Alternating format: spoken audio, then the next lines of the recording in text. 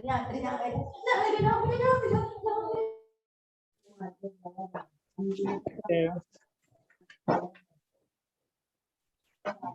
വയറിന് എന്തെങ്കിലും പറ്റും.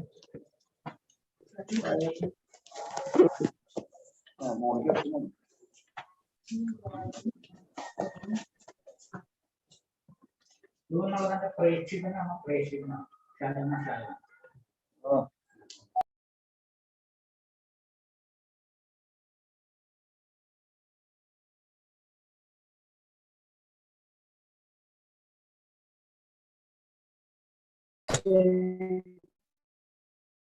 എത്രയോ കുട്ടികൾ വന്നു, 4 പുതിയ കുട്ടികളാണ് ഇന്നെ മൃദുലിൻ പറഞ്ഞിട്ടൊക്കെ അശ്വിനി പറഞ്ഞിട്ട് വീട് എവിടെയൊക്കെ അതൊക്കെ ഫോട്ടോ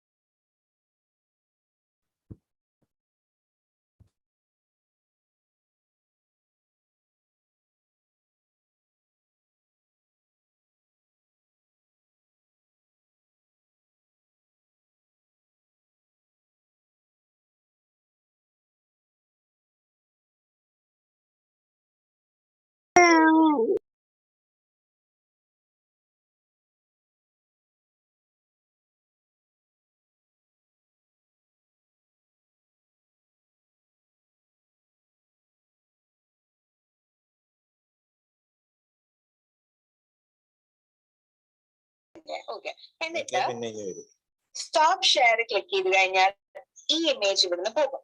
പിന്നെ സ്റ്റാർട്ട് വീഡിയോ കൊടുത്തു കഴിഞ്ഞാൽ നമ്മളെ കാണും.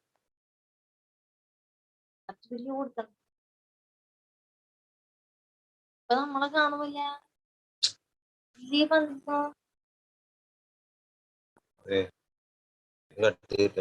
നമ്മളെ 230 പേരായിട്ടുണ്ട്.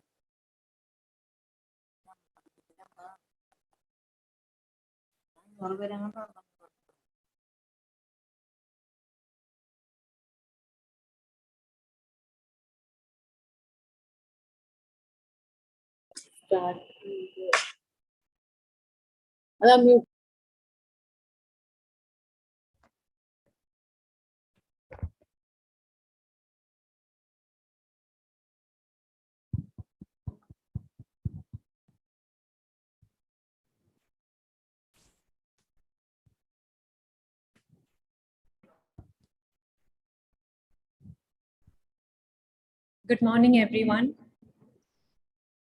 Sneha Sadan College of Special Education, Angamaly, welcomes you to the 3-day international webinar in collaboration with Rehabilitation Council of India.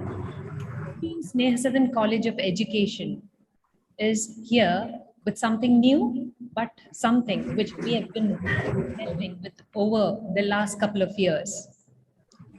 The 3 days international webinar is on specific learning disability, inclusion, and technology. Sneha Sadan College of Special Education stands with the educational institutions of South India for its fabulous team of educators churning out inclusive professionals for the people, for the good of the people at large. Brilliant day, ladies and gentlemen. Once again, Sneha Sadan College team is back with an educational fiesta to empower and elevate you. We are presently going through truly challenging time with online and on-site teaching, learning, intervention, and training sessions. Hence, the urgent need to tune in with technology is a need of the hour of all professionals. A warm welcome on a pleasant and cool morning. The 3-day national webinar, again, let me repeat, is on specific learning disability, inclusion, and technology. We will commence the official inauguration of the webinar in a couple of minutes. Delegates, please note, we request all the participants to put your mobile on silent mode and mute your audio and switch on your video as a part of RCI mandate. We hope that all the delegates will put in your full commitment and concentration to this educational bonanza during the webinar. The question and answer session will be at the end of each session, and all participants send in your queries to the chat box so that we save time. We will be sending a Google form to assess your learning outcomes.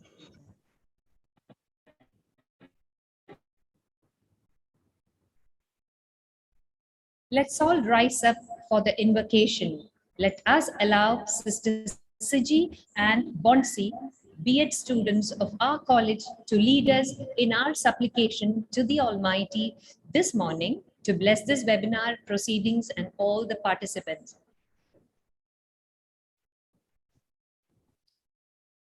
Bind us together, Lord, bind us together with cords that cannot be broken. Bind us together, Lord, bind us together, Lord, bind us together in love. There is only one God, there is only one King. There is only one body, that is why we sing. Bind us together, Lord, bind us together with cords that cannot be broken. Bind us together, Lord, bind us together, Lord, bind us together in love. Bind us together, Lord, bind us together, Lord, bind us together in love. A scintillating persona with a radiating and winning smile, a pleasant presence, a messiah to many aspiring students. Our sunshine, our strength is how we describe our principal. May I invite our leader and mentor principal of Sneha Sadan College of Special Education to deliver the welcome address.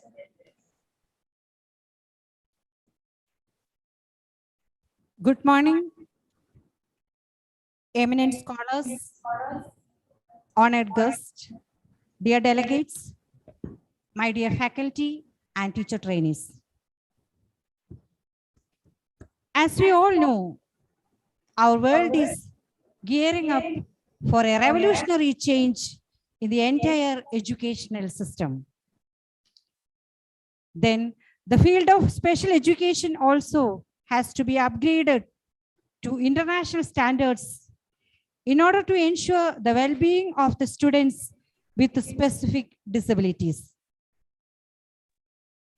At this time, as we open this international webinar on specific learning disability, inclusion and technology, it is indeed a great pleasure for me to welcome all of you to a fruitful exchange of ideas, vision and mission of an inclusive society. Today, we are privileged to have with us few excellent minds in the field of education who shall be reflecting on specific learning disability, inclusion and technology. Learning is a complex process which is very important to build a child's life on the whole. Communication is an essential tool which will enable us to find the link between the child, and the society. And this communication needs to be effective for a successful learning to take place in a child's life. I'm very happy and grateful that many distinguished experts and teachers have agreed to join us both from India and abroad to share their expertise and experience and to explore more effective ways of educating our future educators. It is an especially great moment to us to have Dr. Subodh Kumar, Member Secretary, Rehabilitation Council of India, to inaugurate this international webinar.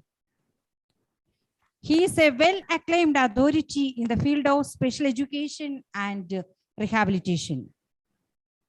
I have no words to express the great support he renders to us. Dr. Subodh Kumar has been leading and guiding the country in the field of special education for a long time. We are privileged to have your presence, sir, in this international webinar on SLD, inclusion and technology. I am also happy to acknowledge that ever since he began to associate with us, he has been a wonderful support to Sneha Sadan College of Special Education. While thanking you for having accepted our invitation to be our chief guest, may I extend to you, Dr. Subodh Kumar, a sincere and warm welcome. The distinguished guest of honor, the one who is presiding over this inaugural session of the webinar is Father Varghese Potekal. Father Dr. Varghese Potekal, he is the director, Little Flower Hospital, Angamaly. We are fortunate to have him with us this morning to motivate us with his inspiring words and to deliver the words of blessing. I would like to take this opportunity to express my deep appreciation to you, Father Varghese, for leading a great institution in the path of quality healthcare for the common man. Father Potekal does not need much of an introduction to the Sneha Sadan audience, as he is well known to us through various social uplift and healthcare acts that are rendered by him. I am especially thankful to him when I approached him with an invitation.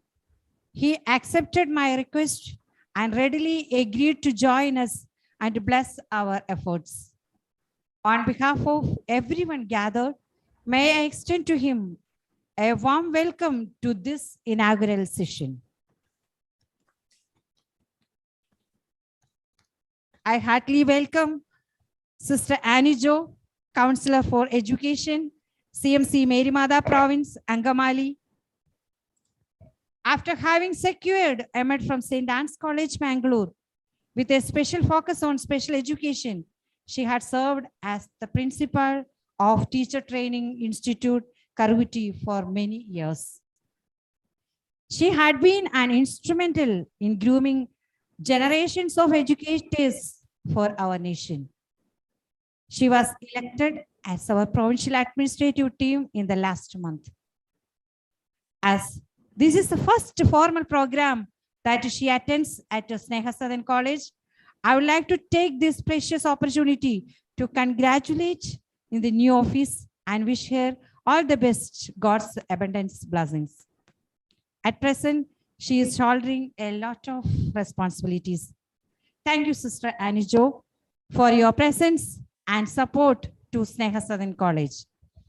With a heart overwhelming with gratitude, I welcome Sister Annie Jo to this webinar.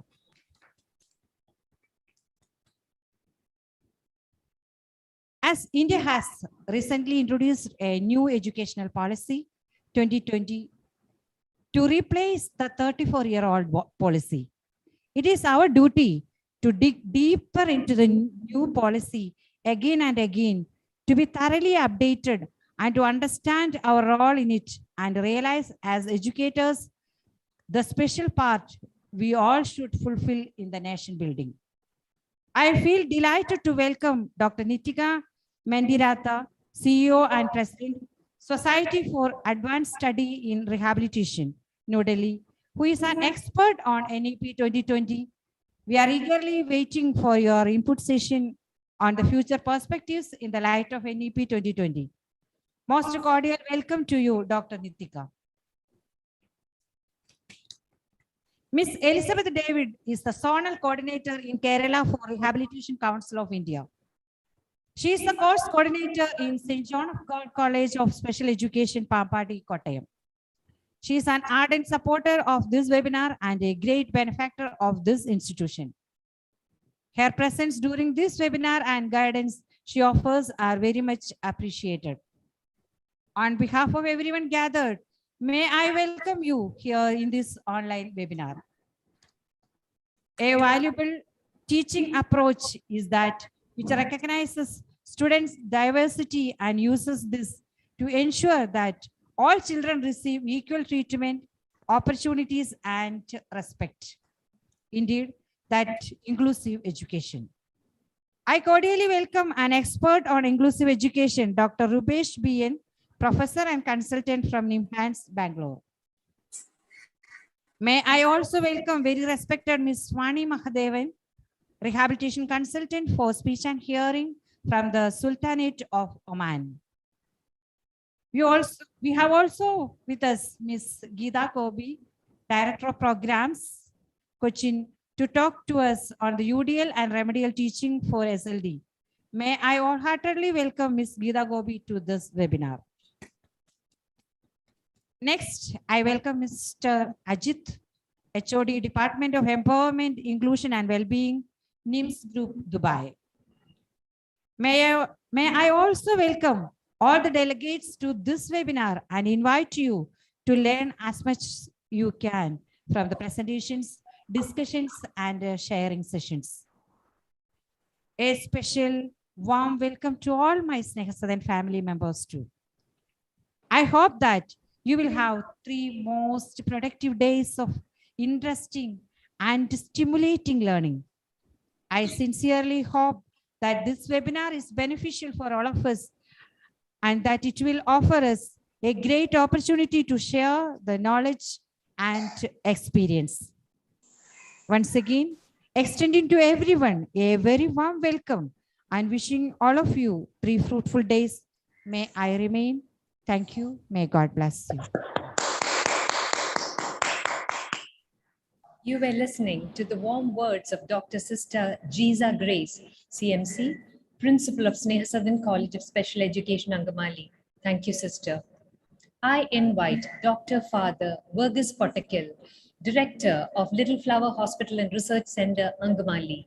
Father is leading a 2,000-bedded hospital, which is deemed to be the biggest in Ernakulam district. He is well known all over Kerala for his administrative prowess, and he is empathetic and a very humane person. To lead a hospital is like leading a gargantuan ship in turbulent waters. May I invite Father Verghese for the presidential address. Morning. Can you hear me? Yes, Father. Today's chief guest, respected Dr. Subodh Kumar, Reverend Dr. Sister Jiza Grace, CMC, Principal Sneha Sadan, Reverend Sister Annie Jones, CMC Counselor, Mrs. Elizabeth David, Zonal Coordinator, RCI, Dr. Nitika Mendiratha, CEO and President, SASR, all the resource persons, Ms. Bobby Francis, all other dignitaries on and off the dais, dear participants of this webinar, cordial greetings to all of you.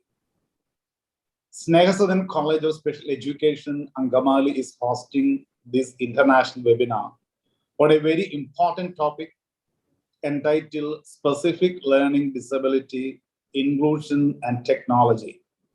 I congratulate the authorities of the college and the resource persons for taking up this very important topic in an academic context with a view of providing scientific tools to improve the quality of life of the less privileged of our society.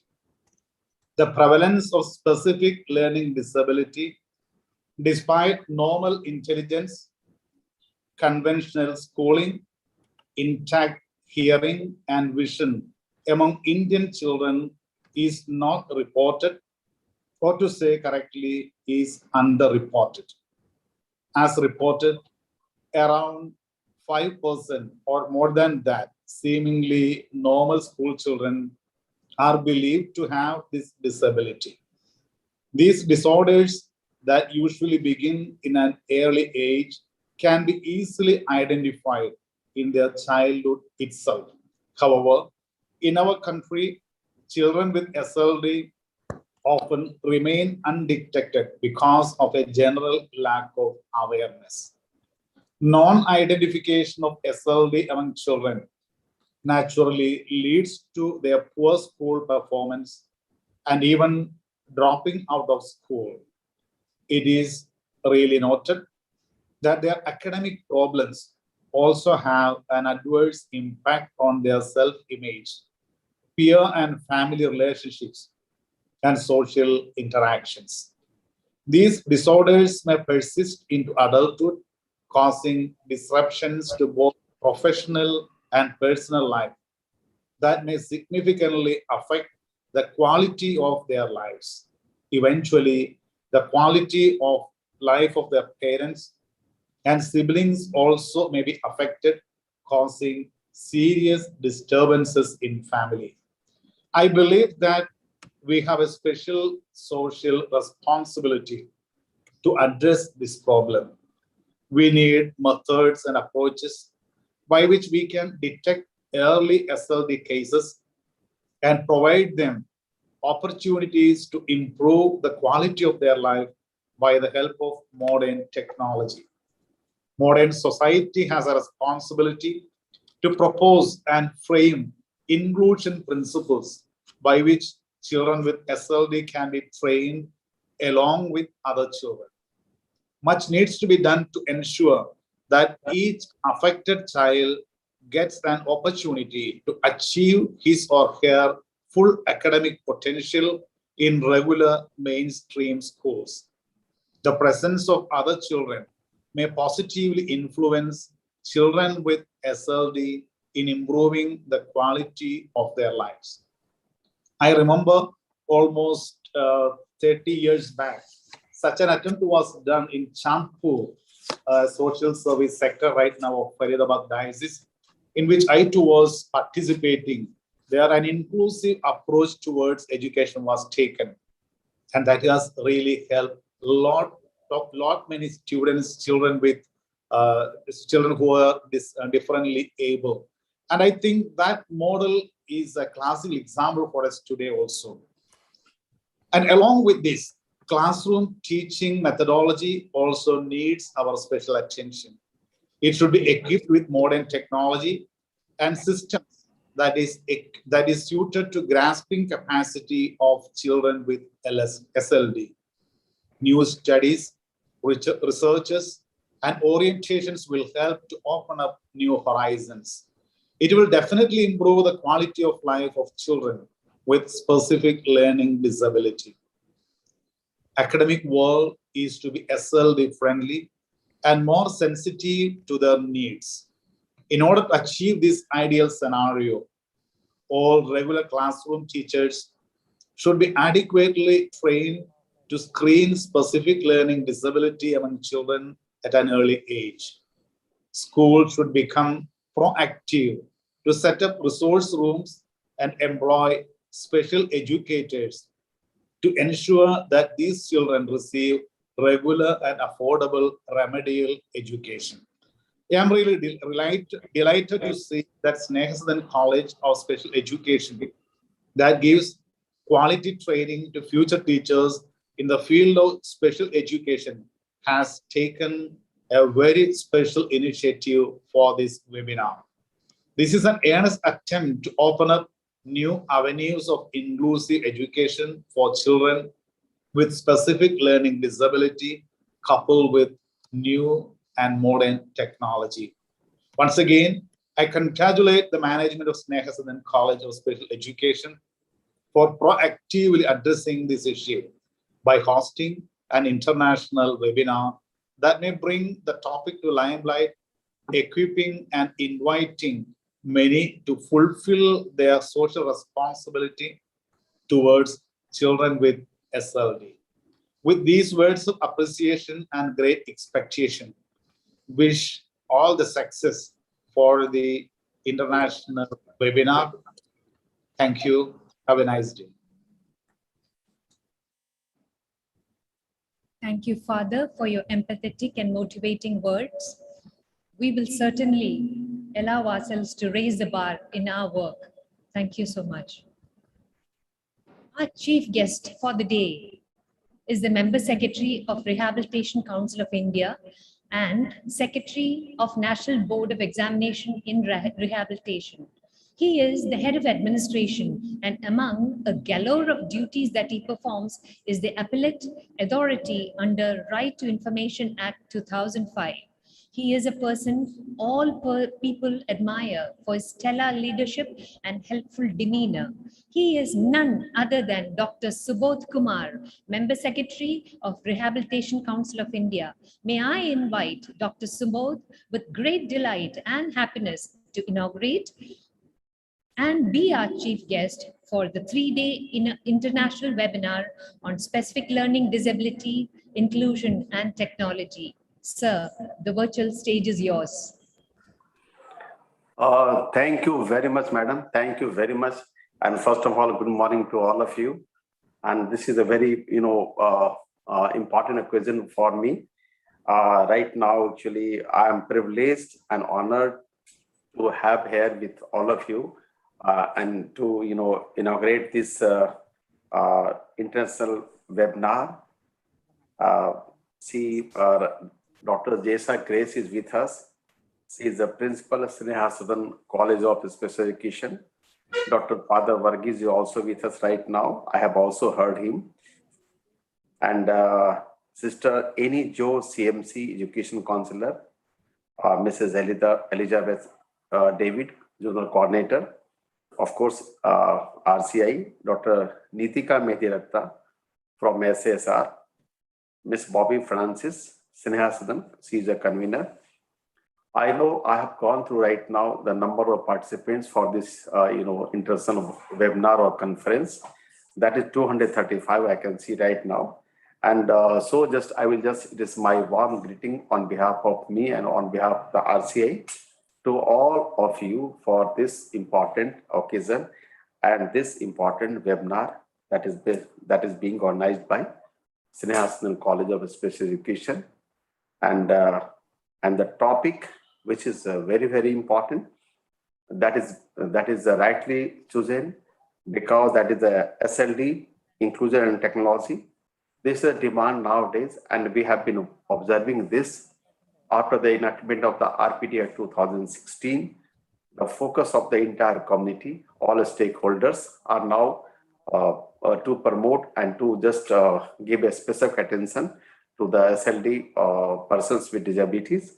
So now even RCI, in the light of enactment of the RPT Act 2016, we have also initiated a lot of work for empowerment of persons with SLDs.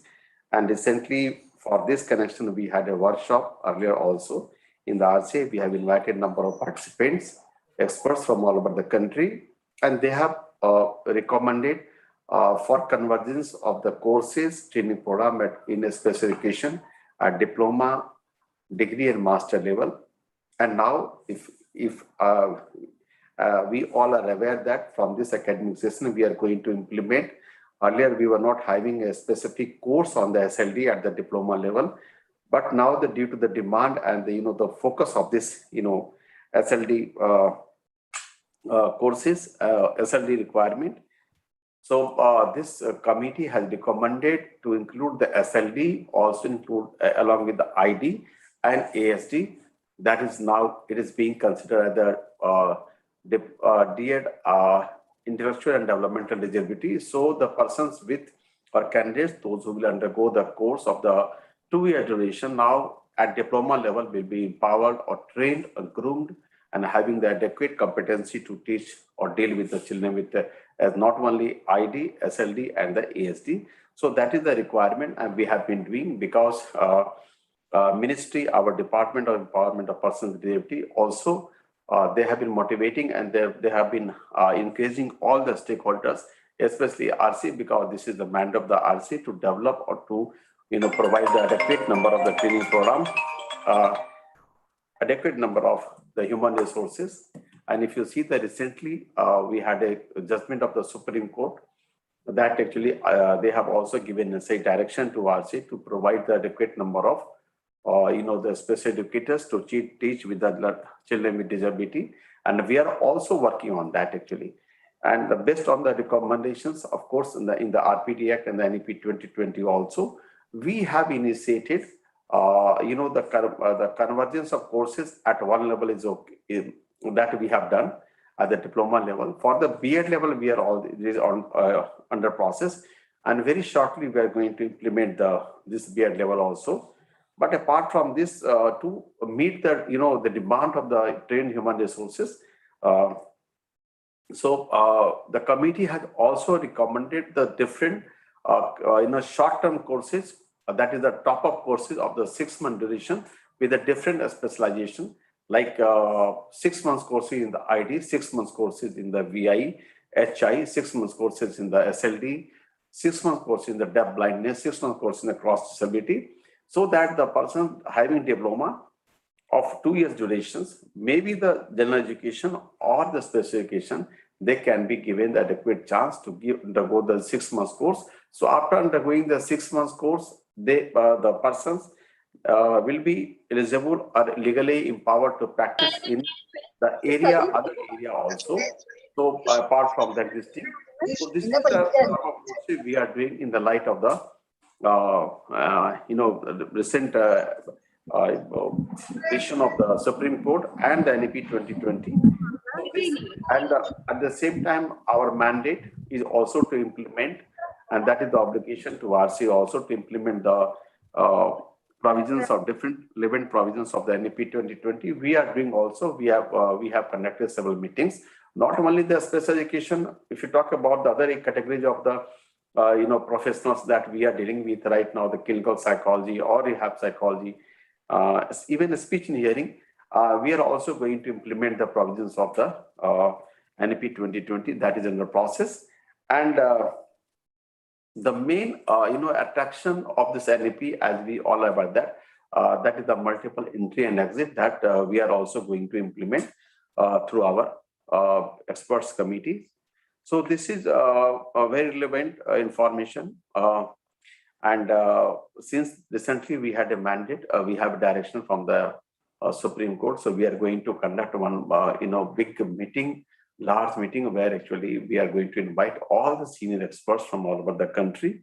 That is known as the annual rehab meet. Last year we could not conduct it in 2020 due to this COVID-19 situation pandemic, and the 2019 we have conducted. Now actually this year it is proposed to be conducted. We will invite all of the stakeholders, all the senior academicians, professors, and of course university vice chancellors. They will come and they will also guide us how to implement the RPT Act number 1, how to implement the provisions of the 2020 NEP 2020. And apart from this, it is also proposed to conduct, maybe this month and the coming month, January, we are going to conduct the 6 zonal course coordinator meetings are different zones, and where we will discuss about the new the new training programs at diploma level, which we are going to implement from this academic session. Number 1, we have also going to orient them how to transit. The experts will also orient the course coordinator, faculty member about how to transit this new course curriculum. Apart from this, as you all are aware that now from this academic session, we have implemented the deputation of the inspection team, that is the online selection of the inspection team and experts for deputation of team. So we have also revised the inspection report format. Earlier it was only for a common format was there meant for the certificate to MP level, and it was applicable for all kind of programs. So we have implemented now 18 inspection report format for different category, for different courses of the RCA. And of course, that is also in quantified scoring system is there. But still, actually, what we have observed, while giving the scoring, there are some discrepancy by the experts and the inspection team. So that we also wanted to train them how to fill up the inspection report form properly.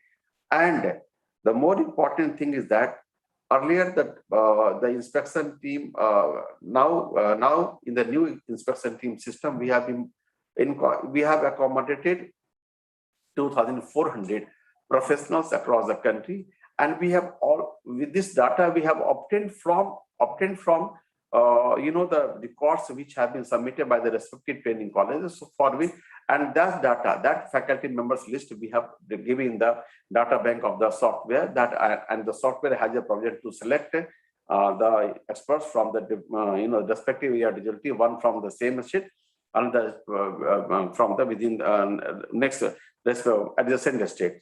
But the problem is that actually once this was the new project, new things we have implemented to maintain the to ensure the transparency in selection of the inspection team. There is no manual kind of thing, all online random selection is there, system automatically selects. But what we have observed actually why some of the the team experts they are not working in the same place where the address is there, and the training college has provided the list of the training list of the experts really, but they are not working with them. So this is the actual problem we are facing, and now they have left. So we should not say the experts are fly by night kind of thing, but some of the experts are maybe 20%, 25%, they are not working. So and of course we are getting not only we are getting a lot of problem, not only me also if you talk about the training college, they are not able to contact them, even data is not clear, contact number is something or not updated. And the problem is that the training college has given the contact number of their own contact number, own email ID, own telephone number. So due to this actually, if you talk about what I have gathered from the other experts and the other training colleges, they are saying, sir, we are not able to contact them directly because it is the training college, database is there and the telephone numbers are there. So please provide me the things. But once we talk, the training college say it has been left from 2 years back, 3 years back, 1 year back. Now they are not working with us. So this is a thing. That's why we have uploaded one circular, and we have requested all the training colleges, university department to provide the current list of the present list of the faculty members with a certain background of any experience. So just 30 to 40% training colleges have informed the RCI, they have submitted data, and rest of them actually we are awaiting for them. They have not submitted. I don't know what are the reasons they don't want to provide the exact information about their faculty members. They are working with them, and so that actually we are going to send one more reminder to all the training colleges to get the information. Now we are also going to request and issue an advisory to all the training colleges to maintain their website, and they should submit their details of the faculty on the website directly, so that anybody can see, we can also access while deputing the inspection team. So that we are going to do it. So this is all what we are going to face, but actually as a member secretary ERC, my aim is to ensure the transparency. My vision is or mission is to provide the quality services, quality training to the student training, and ultimately for the empowerment of the persons with disability. I will not take so much time. I have seen 235 plus participants are there all over the country. Thus, it is my humble submission, humble request to all of you, because Sneha Sadan has been organizing. They have done a lot of efforts to organizing this seminar. 255 or 56 participants are there.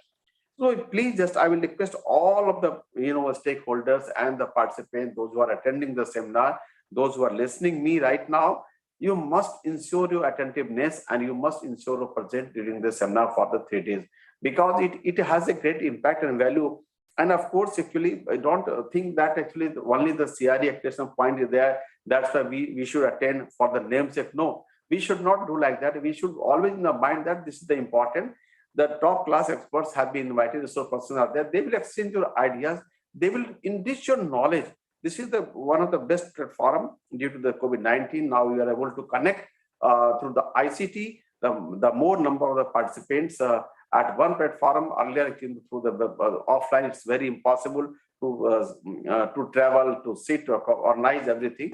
So it is my submission, my request, my advice to all of you, all the participants, to just give your maximum input, be attentive, learn something. This is an opportunity for all of you, and of course you can also have interaction with the resource persons. You can also give your input in the chat box also, so that will show the one-to-one kind of thing, and not a complete interactive mode, not a one way or passive mode. So all these things, I think most of the training college parts experts will be there, training college faculty members will be there. So we are going to have to meet you soon in the different course coordinator meeting, and the forthcoming the All India National Rehab meet we are going to organize in somewhere in the northeast. It is proposed, and of course at different zone we are going to meet.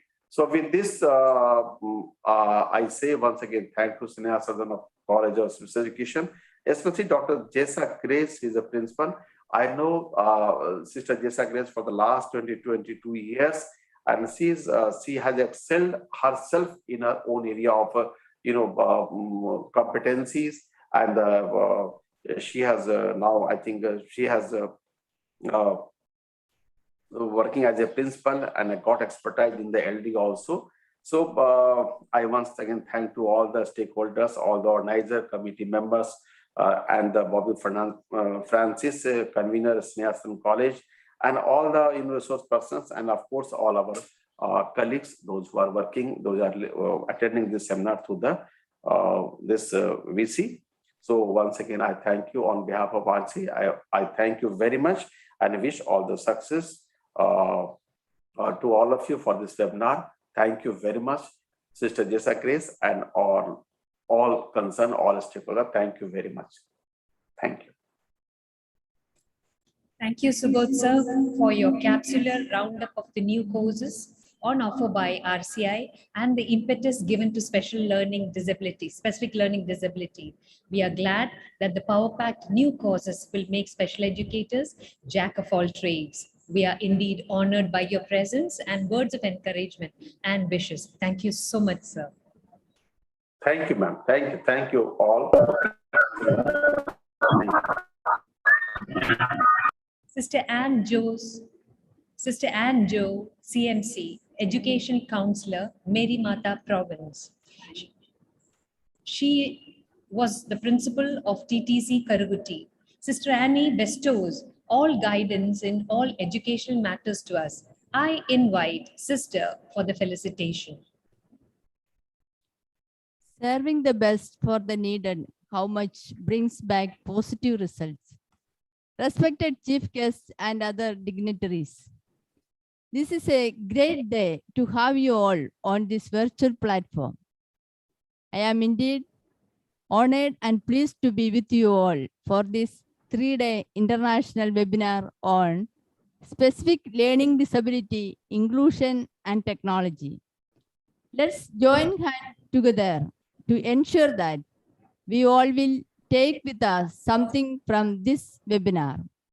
For it is the best possible time to discover and cultivate our capabilities and talents. We know that special education is the practice of educating students in a way that provides accommodations that address their individual differences, disabilities, and special needs.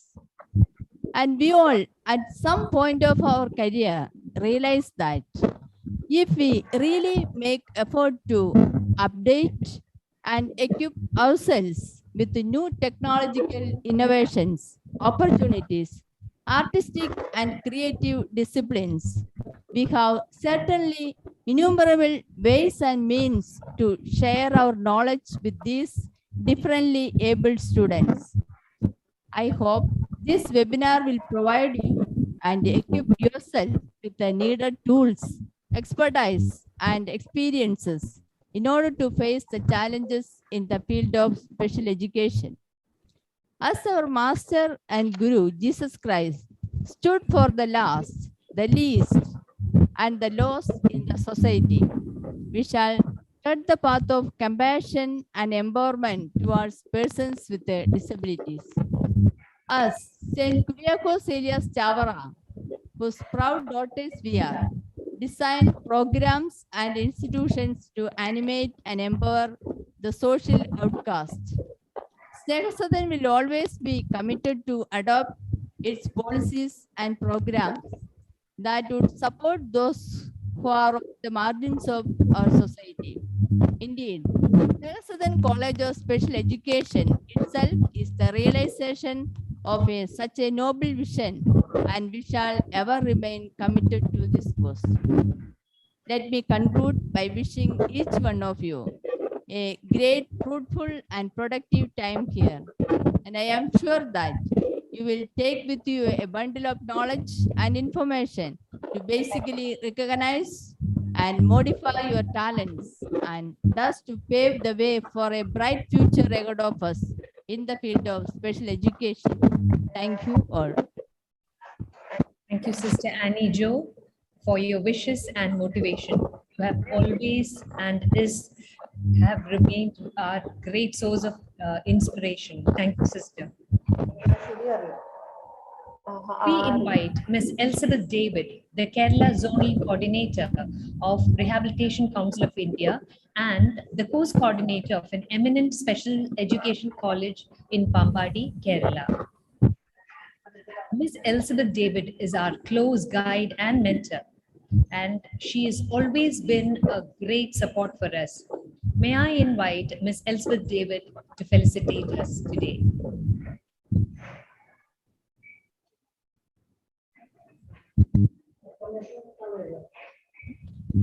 Hello, can you hear me? Ma'am, we can't see your face. Can you just adjust your camera a bit, please? Yes, ma'am, that's great. Okay. Can you hear me? Yes, ma'am. Okay. So greetings to all dignitaries present on this virtual platform, and a special word of wishes to our member secretary, Dr. Subodh Kumar. Sir, we are so glad and feel happy to have you on board to wish us and to make this day even brighter. National education policy is going to change the education scenario in India. At the same time, the timely, need-based changes in special education courses initiated by our member secretary, Dr. Subodh Kumar, is going to brighten the future of special education and rehabilitation in our country. Congratulations to you, sir, and to your team. Greetings to all participants and the Sneha Sadan team. The way in which individuals perceive information and process it in different ways has an impact on learning. The understanding that each individual possesses a unique set of biological and developmental characteristics that support their ability to learn is not a new concept. However, the manner in which these needs are met academically can become a controversial topic. Not everybody learned the same way. We all have our national preferences or individual preferences as to how we acquire and store information that we learn.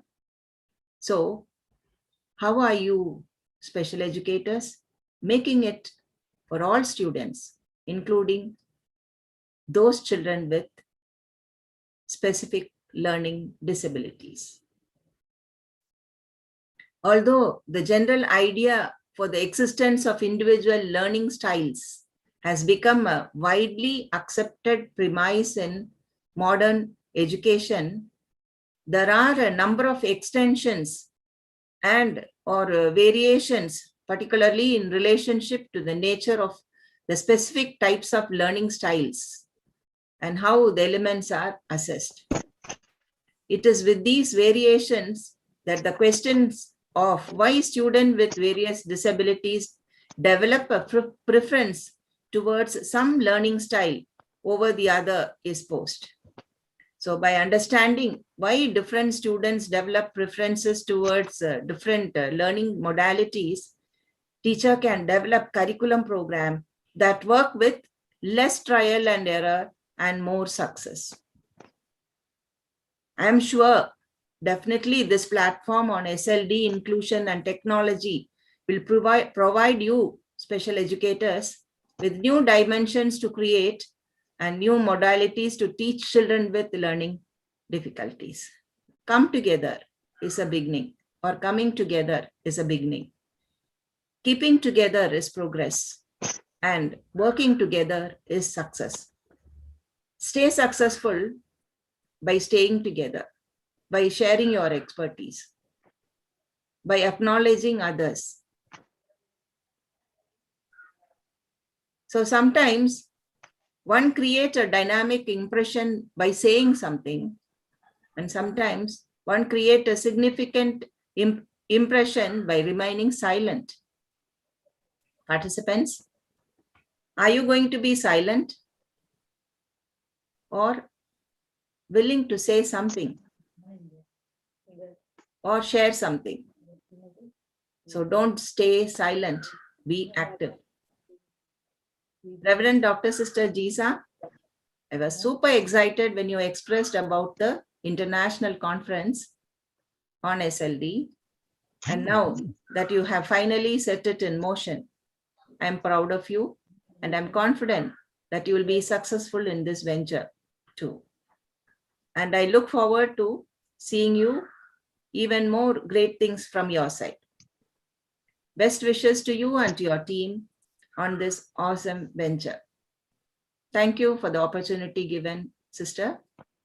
And good day to all the participants and to all the team of experts who are going to address the sessions on all these 3 days. Thank you.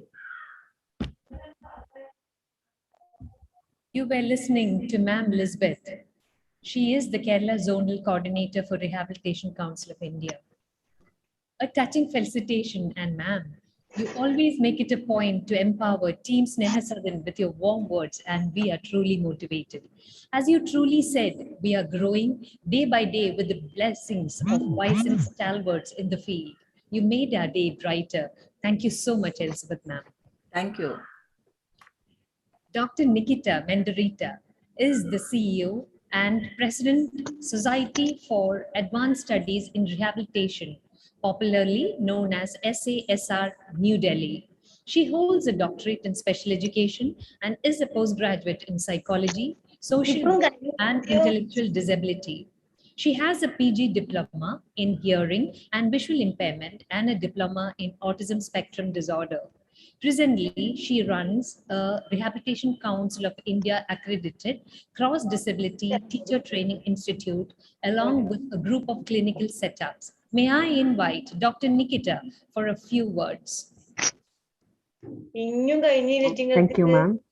Namaskar, respected Dr. Father Varghese, Dr. Subodh Kumar sir, Sister Annie Jo, Mrs. Elizabeth, and other dignitaries on the dais. Namaste and a very good morning to everyone. At the onset, I congratulate and thank Sneha Sadan College of Special Education for organizing this very well thought out international webinar. And I'm grateful and honored to be a part of such an august gathering. I extend my gratitude to Dr. Sister Jisa Grace for providing me this opportunity to be a part of this program. NGOs working in the disability sector represent a vast, cross section of group of organizations, and the contribution of NGOs like Sneha Sadan in the disability sector is vast, and its impact is seen at the community level. And it's highly very critical that trained professionals in the disability services show their willingness to cooperate for the implementation of NEP 2020 to provide support services such as identification, early intervention, school inclusion, home-based services, alternative curriculum, and therapeutic facilities, or maybe even assistive technology and devices at inclusive schools or counseling services that the families may require. And looking at the the itinerary of this program of the 3 days event, it is very evident how much of thought and planning has gone into this program. And it is beyond debate that the need of the need to use our existing potential of NGOs and the professionals who are working in the sector of disability rehabilitation in the implementation of NEP 2020. So I congratulate and thank everyone for participating in this international webinar. And I also thank Sneha Sadan for organizing this much needed program. And I look forward to the deliberations of the 3 days. Thank you. Thank you, Dr. Nikita. We are looking forward to be enriched by you in a short while. I invite our vibrant, beautiful, optimistic, and motivating Ma'am Bobby Francis, Head of the Department of B.Ed Program, to express our hearty gratitude. Gratitude is the fairest blossom which springs from the soul. It is a great honor and privilege for me to express gratitude on this inaugural section of international webinar. Let me start by giving to Almighty God for making this section a resounding success. Reverend Dr. Father Varghese Pottakkal, who presided this international webinar with his inspiring speech. As we know, LF Hospital are rendering rehabilitation services for needy people as CBR and IBR program like free cataract operations, mobility aids distributions, conducting camps in remote places, and also they have special education department. So Father, we are very happy to be with you and expressing our gratitude for presiding our international webinar. Thank you, Father. As you know, the rehabilitation means the holistic development of a person to his or her optimal level. Rehabilitation Council of India has authority to control the training program all over India. So it's helps to maintain the standard of the training program. So here we are with international webinar. Respected and Honorable Dr. Subodh Kumar, Member Secretary of Rehabilitation Council of India, who always extends his hand toward us to support, to guide, to lead on the path which spread care and concern for differently able persons. We are honored by your inauguration of this international webinar and expressing sincere gratitude on the behalf of Sneha Sadan family. Sir, thanks a lot. Reverend Sister Annie Jo, Educational Council of Mary Mother Province. She had been working in educational department last 35 years. She was the principal of teachers training course at St. Joseph College for 10 years, Karakutti, Ernakulam. We are very thankful to you, sister, for your felicitation and also being with us in this international webinar. Mrs. Elizabeth David, Zonal Coordinator of RCA. A best teacher is warm, accessible, enthusiastic, and caring. The person is approachable, notable to the students, but to everyone in the campus. We can approach this teacher with any problems or even to share a funny story. I'm proud to say that Elizabeth ma'am is my best teacher. Thank you, ma'am, for your inspiring felicitation. Dr. Nitika, CEO and President of SASR, she has qualification MD in Intellectual Disability, MSc in Psychology, MSc in IT and Hearing Impairment, Visual Impairment and Autism, and of course, doctorate. I think she covered all the disabilities in her professional qualifications. And also, we are very happy and thankful to you for being our resource person on this international webinar. She's the right person to talk about equity, access, and right of children with a disability. We are eagerly waiting for your section, ma'am. Thank you, ma'am. I owe special gratitude to Reverend Sister Jisa Grace, Principal of Sadan College. She has been here since 2002 onwards and has important role in each developmental milestones of our college. People with authority usually demand respect, but I have seen her always giving respect. It is a divine gift. Thank you, sister, for your warm welcome. The use of technology in special education helps you break the barriers for people with disabilities and provide them access to the most relevant education programs. Properly designed software and hardware allows students with special needs to get modern education and achieve any required information online. So I hope after this webinar, all the participants can break obstacles which come across the rehabilitation program of children with special need by the use of modern technology. A special gratitude all my members of Sadan family for making this inauguration international webinar a grand success. Thank you. God bless you. Praise to be Jesus. Thank you so much, Ma'am Bobby. A warm welcome to all the delegates. Do switch on your video and mute your audio. Fire away your questions in the chat box.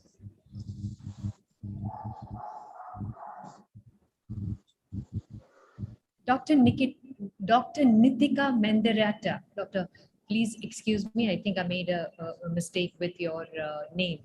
So now we have come to the close of our inaugural session.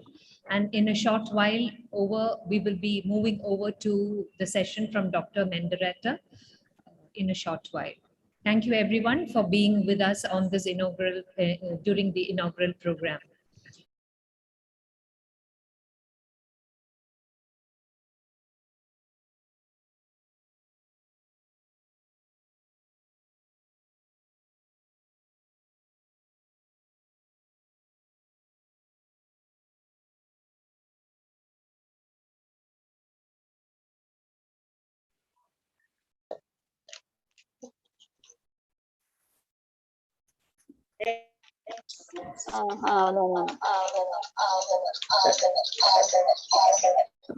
എന്റെ ഒന്നും കേൾക്കുന്നില്ല.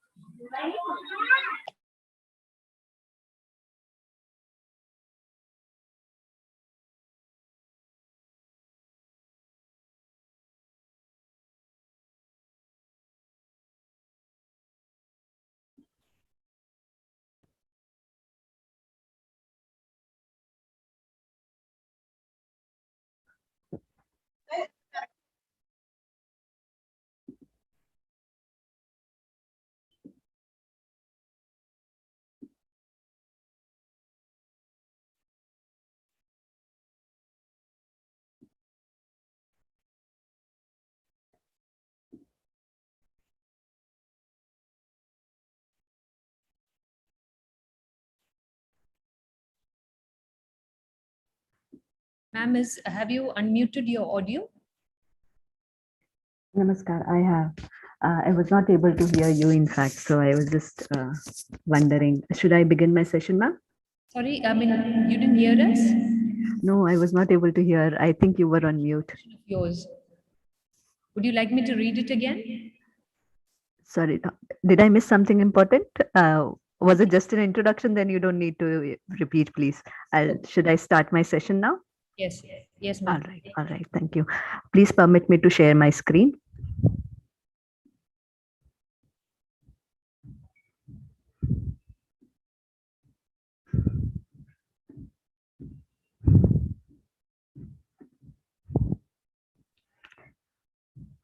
Please do let me know if the screen is visible.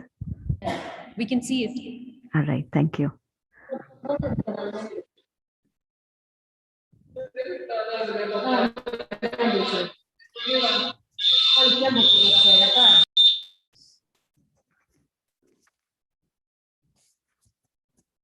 Yeah. Again, at the onset, I would want to thank Sneha Sadan for making me a part of this August gathering and also for allowing me to share my views on the topic. And I must also thank, I forgot to thank in the introduction, Miss Bobby for, from Sneha Sadan for a very smooth and, coordination with me for participation in this program. So I begin my presentation by, getting us all on the same page of understanding why and how NEP is important and why educational technology is important for educational inclusion of children with specific learning disabilities. So let us first briefly go through the key takeaways of NEP 2020 so that all of us are on the same page. Now, when we talk about NEP 2020, we must look at what it has to offer for us. So the National Educational Policy envisions an educational system that is rooted in Indian ethos and provides high quality education to everyone. It ensures to address all issues of neglected dimensions in education of students with disabilities in particular. It also recognizes the importance of creating an enabling mechanism for providing children with special needs, inclusion right from the foundational stage to higher education and even in professional or technical education, adult education and lifelong learning. So an enabling barrier-free access for all children and assistive devices as well as teaching learning material to be made available is a prime focus of NEP 2020. It also talks about cross-disability training of educators to work with children with different severity levels of disabilities. It also talks about NIOS to develop high-quality modules to teach Indian Sign Language. And home-based education will continue to be a choice available to children with disabilities who are unable to attend schools and must be treated as equals in the general system of education. Now, the NEP also talks about the awareness and knowledge of how to teach children with disabilities or children with specific disabilities, and how it can be an integral part of all teacher education programs. And the reforms or the changes that may come up will be based upon the principles of equity, inclusion, affordability that can help children with special needs get an increased access to quality education, employment, health and other services, and thereby improving their quality of life. So, and this inherently needs our active participation of all the stakeholders, which is us as professionals and also NGOs of disability rehabilitation for implementation of NEP 2020. Now, I've categorized my presentation into the various aspects of school education, that NEP talks about. So I'll go through the way it has been chapterized in the NEP 2020. So the first is the foundation of learning, which is the early childhood care and education. And over 85%, all of us would agree that over 85% of children's cumulative brain development occurs prior to the age of 6, indicating the critical importance of appropriate care and stimulation of the brain in these early years. So a strong investment in the early childhood care and education has the potential to give all young children access and participation to flourish in the educational system throughout their lives. So ECC ideally consists of flexible, multifaceted, multi-level, play-based and activity-based learning, which is inquiry-based, and it comprises of alphabets, numbers, counting, colors, shapes, play, puzzle, logical thinking, problem solving, painting, and other visual arts, craft, drama, puppetry, music, and movement therapy modes. So it also includes a focus on developing social capacities, sensitivity, good behavior, ethics, personal and public cleanliness, teamwork, and cooperation. So the overall aim of ECCE is to obtain optimal outcomes in the domains of physical and motor development, cognitive development, socio-emotional and ethical development, cultural and artistic development, and the development of communication, early language, literacy, and numeracy. So our responsibility of early childhood care and education curriculum and pedagogy will lie in adaptation and accommodation of the curriculum, the activities, the teaching learning material, along with the evaluation considerations for children with specific learning disabilities. We must also focus on capacity building of the general education, early childhood care and education professionals, early childhood special education professionals, preschool and play schools, Anganwadis and Bal Vatika setups, capacity building of all the stakeholders present at these setups, and also providing supplementary services, be it therapeutic, be it plus curriculum, and things like that. Moving on to the foundational literacy and numeracy, the ability to read and write and perform basic operations with numbers is a necessary foundation and an indispensable prerequisite for all future schooling and lifelong learning. There will be an increased focus on foundational literacy and numeracy, and generally on reading, writing, speaking, counting, arithmetic, and mathematical thinking throughout the preparatory and middle school curriculum, with a very robust system of continuous formative and adaptive assessment to track and thereby individualize and ensure each student's learning.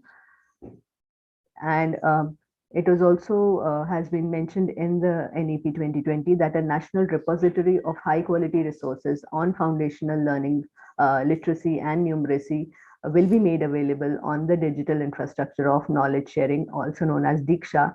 And it will be therefore our responsibilities as professionals from the field of special education to ensure that we adapt the curriculum and the activities and the TLM that is specified in those activities of Diksha to make sure that they the considerations for assessment and evaluation and implementation of those activities is kept in mind, keeping in view the needs of children with specific learning disabilities.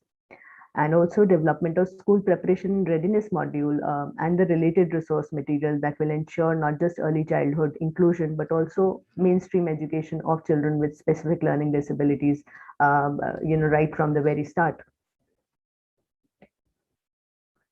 Another aspect that NEP 2020 talks about is curtailing dropout rates and ensuring universal access to education. So, one of the primary goals of schooling system must be to ensure that all children are enrolled and are attending school. So, as per the 75th round of survey by NSSO in 2017 and 18, the number of out of school children in the age group of 6 to 17 years is 3.22 crores. And it will be a top priority to bring these children back into the educational fold as early as possible and to prevent further students from dropping out with the goal to achieve 100% gross enrollment ratio in preschool to secondary level by 2030. The second is to achieve universal participation in school by carefully tracking students as well as their learning levels in order to ensure that they are not just enrolled in and attending school, but also have suitable opportunities to catch up and re-enter school in case they have fallen behind or dropped out. Therefore, we as NGOs or as professionals make efforts towards capacity building of general education teachers, capacity building of mainstream schools and other related stakeholders, and also be in the forefront for advocacy and support services for facilitating retention of students.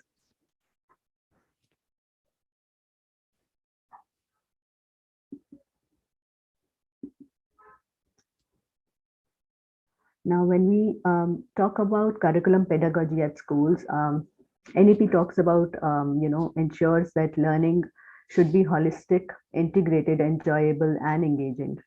And the key overall thrust of curriculum and pedagogy reforms across all stages will be to move the education system towards the real understanding and towards learning how to learn and away from the culture of rote learning as it is largely present today. And in all stages, experiential learning will be adopted, including hands-on learning, arts integrated and sports integrated education, involving storytelling-based pedagogy, among others, as standard pedagogy within each subject. And also with an exploration of relations amongst different subjects. So to close the gap in achievement of learning outcomes and classroom transactions, there will be a shift towards competency-based learning and education. Students will be given an increased flexibility and choice of subjects to study, particularly at secondary level, including subjects in physical education, arts and craft, and vocational skills, so that they can design their own paths of study and life plans. Therefore, when we talk about considerations that we as professionals and as NGOs, what would be our role towards this? Again, we must focus on adaptation and accommodation of not just the curriculum activities and the TLM, but also the co-curricular activities, be it sports, play, physical education, recreation and leisure activities, or the assessment and evaluation considerations for our children with special needs. We also must focus our attention and contribute towards development of accessible resources that are based on universal design of learning, and also develop enrichment material, not just for children with disabilities, but also for gifted children. We must also focus on developing essential skills and capacities of our special group of students, and adapt the norms and standards and guidelines for the National Education National Assessment Center, which will be called PARAK, which is the Performance Assessment, Review and Analysis of Knowledge for Holistic Development, which is being developed under NEP 2020 norms. So as teachers and as NGOs, we must contribute our efforts towards ensuring that we adapt and give the guidelines and norms for that are suited to the needs of children with special needs and specific learning disabilities in particular.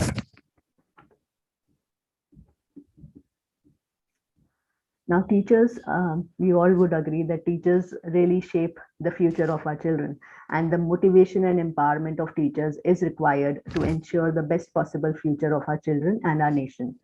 Thus, we must seek continuous opportunities for self-improvement and to learn the latest innovations and advances in inclusive education. So that would be our responsibility. We must also remember that education is the single greatest tool for achieving social justice and equality. And this policy of NEP 2020 reaffirms that bridging the social gaps in access, participation, and learning outcomes in school education will continue to be one of the major goals of educational sector development programs. Therefore, as professionals, that is, working in the area of disability rehab, we must make our contributions by documenting the best practices to create an effective learning environment, to ensure we document the best practices of implementing individualized programs and the strategies that we use in special education that are very effective for children with specific learning disabilities.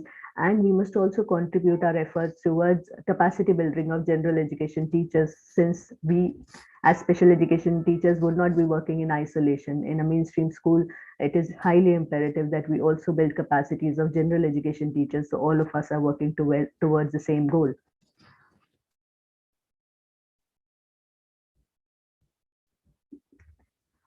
A multiplicity of factors, including the lack of access of quality schools, poverty, social and mores and customs, and language have a detrimental effect on the rates of enrollment and retention among the various marginalized population.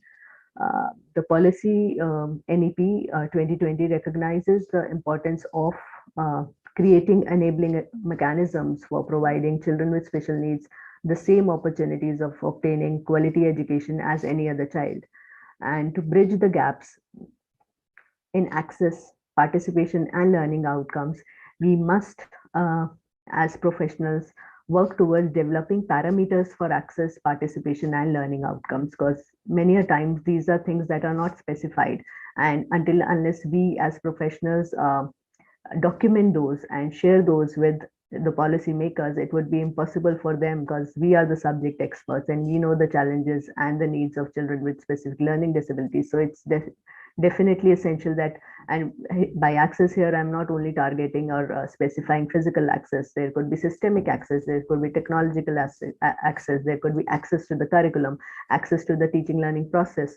So all of those we need to document and develop the parameters that will facilitate not just access, but also participation and also enhance the learning outcomes for our children. So documenting that is very, very key to ensure equitable and inclusive education. Advocacy for enrollment is another thing that we must be a part of. Training and empowerment of families, parents, caregivers, siblings, and children with special needs is another area that we must focus as professionals and as our organization, so that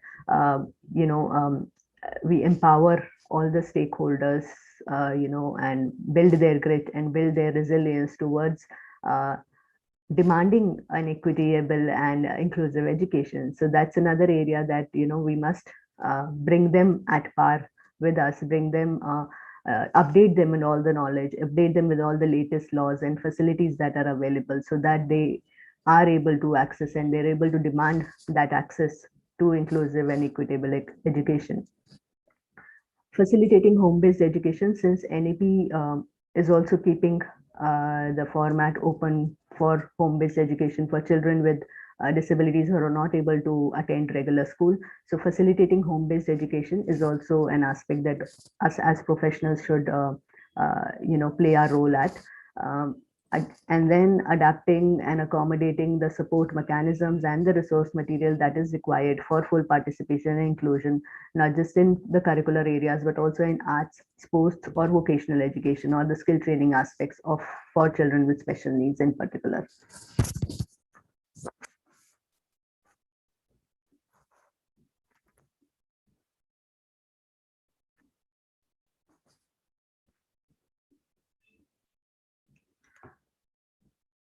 Higher education plays a very, very important role in promoting human as well as social well-being and in developing India, as envisioned in the Constitution, a democratic and a socially conscious, cultured and human nation, upholding liberty, equality, fraternity, and justice for all. Higher education significantly contributes towards a sustainable livelihood and economic development of the nation. So for the purpose of developing holistic individuals, it's key that an identified set of skills and values are incorporated at each stage of learning, from preschool to higher education. And the NEP 2020 policy envisions a complete overhaul and re-energizing of the higher education system to overcome these challenges and thereby deliver a high quality higher education with equity and inclusion. The purpose of quality higher education is more than the creation of greater opportunities for individual employment. It rather represents the key to a more vibrant, a socially engaged and cooperative communities and a happier, cohesive, cultured, productive, innovative and progressive and prosperous nation. So the opportunities that can facilitate attainment of foundational literacy and obtaining an education to pursue a livelihood must be viewed as a basic right of every citizen. And literacy and basic education, we would agree that it opens up a whole new world of personal and civic, economic and lifelong learning opportunities for individuals that enables them to progress personally and professionally. Therefore, we as professionals must play our role in skill mapping for vocational education and skill training that are best suited for children with specific learning disability. We must document and create a database of all the skill areas where we can see a future of vocational education and skill training for our children with learning disabilities. Dr. Nitika, can I interrupt you for a minute? Please. Yeah, I think the delegates feel that you're a bit, I mean, it would be nice if you could slow down a little bit. That was what they put in the chat box. Can Oh, you? sure. I'm sorry, I was not tracking the chat box. Sorry. All right, what we'll do is we'll keep another the last 15 minutes for an interaction. So if I was a little too fast, I apologize for that. Maybe I can redo a few more slides again in the end. Okay. Thank you for notifying that to me.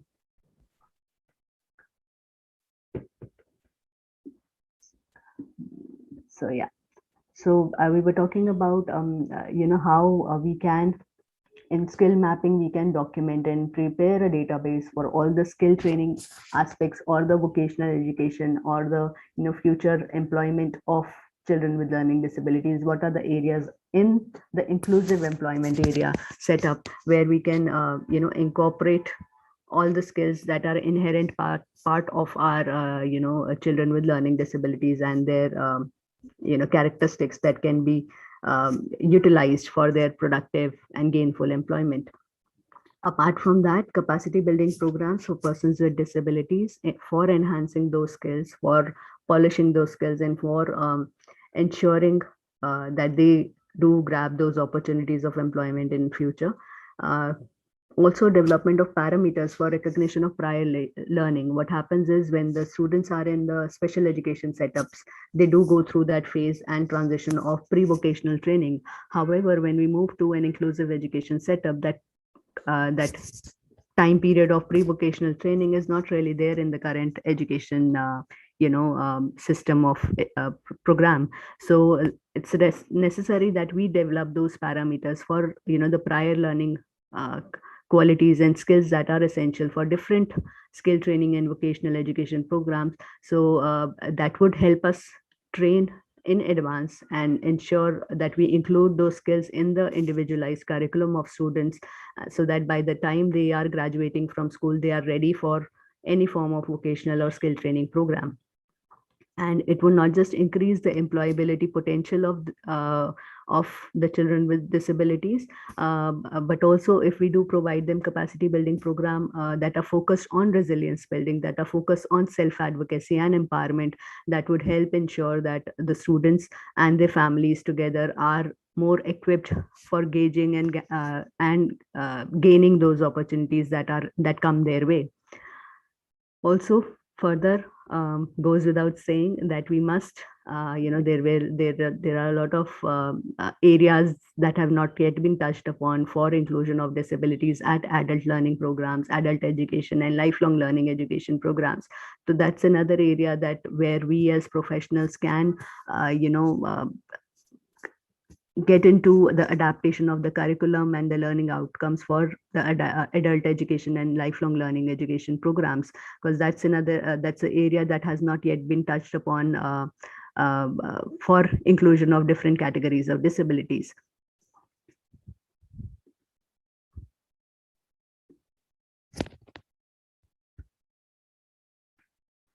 The Digital India campaign is helping transform the entire nation into a digitally empowered society and a knowledge economy. So while education will play a critical role in the transformation, the technology itself will play a very important role in improvement of educational processes and outcomes. So therefore, we can say that the relationship that the technology and education at all levels is very bilateral in nature. So the new technologies that involve, artificial intelligence or machine learning or even smart boards, handheld computer devices, or the adaptive computer testing for student development or assessment, and other educational software or hardware that in future not just changed what the students learn in the classroom, but also how they learn. And therefore these are areas that these areas are much beyond our areas that require extensive research at present, both at not just the technological levels but also at educational fronts.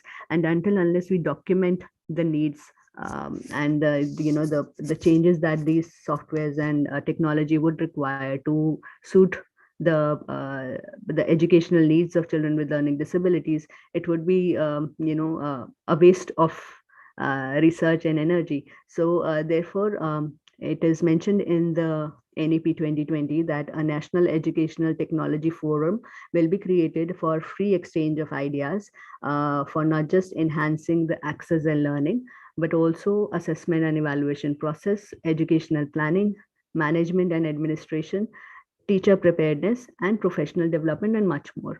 So as teachers, and more so now during the pandemic, we have learned a lot about using technology and online platforms, and even using available resources over the internet for digital learning modalities for children with learning disabilities, and how we can incorporate and engage even parents, siblings and other family members for home-based education, or for maybe turning homes into an educational setup.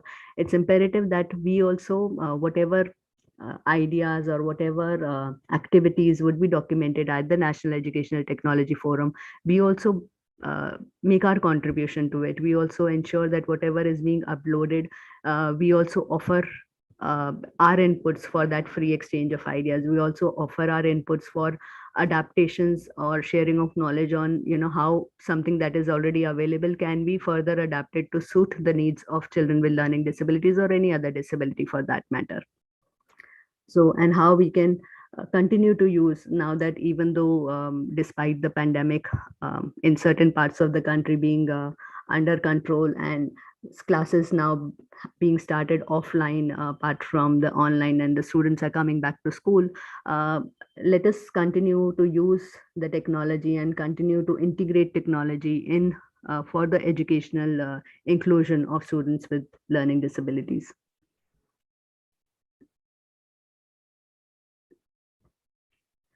And since we're talking about pandemic, the new circumstances and the new realities require new initiatives. And with pandemic, we have seen that it has really necessitated us to be ready with alternative modes of quality education whenever or wherever the traditional and in-person mode of education are not possible. So in this regard, NEP recognizes the importance of leveraging the advantages of technology, and also calls for carefully optimizing and expanding the ICT-based educational initiatives to meet the current and future challenges in providing quality education for all.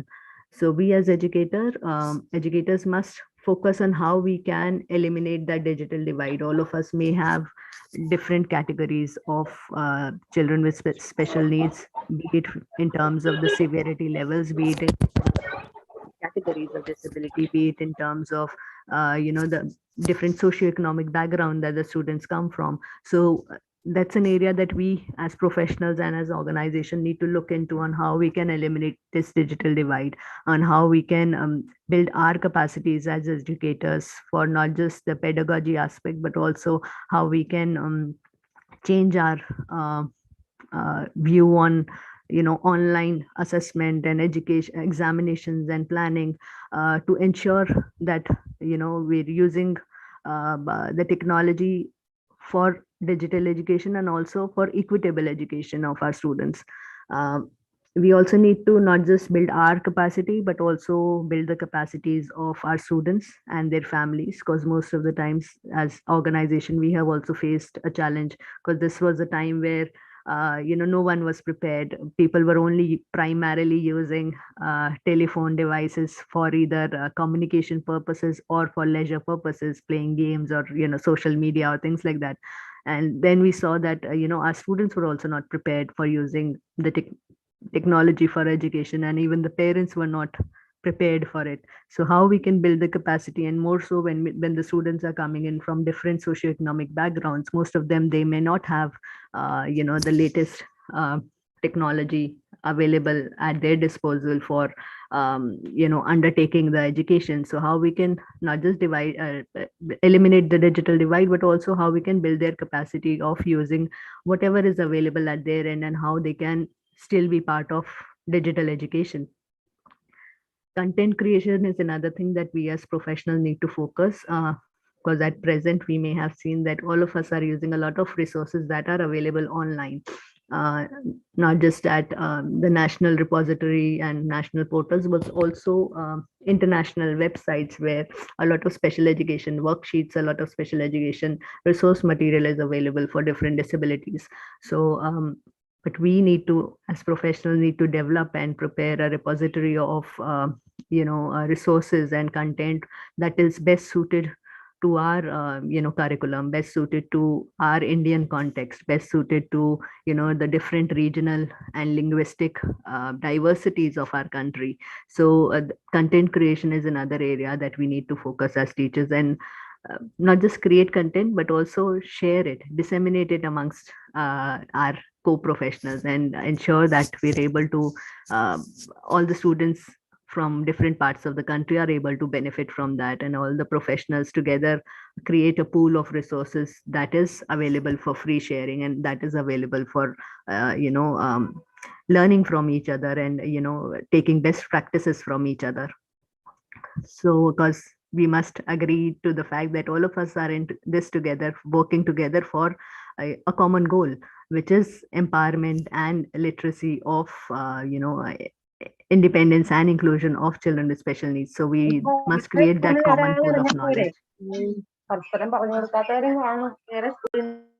Thank you. So digital repository and dissemination is another area that we must focus on.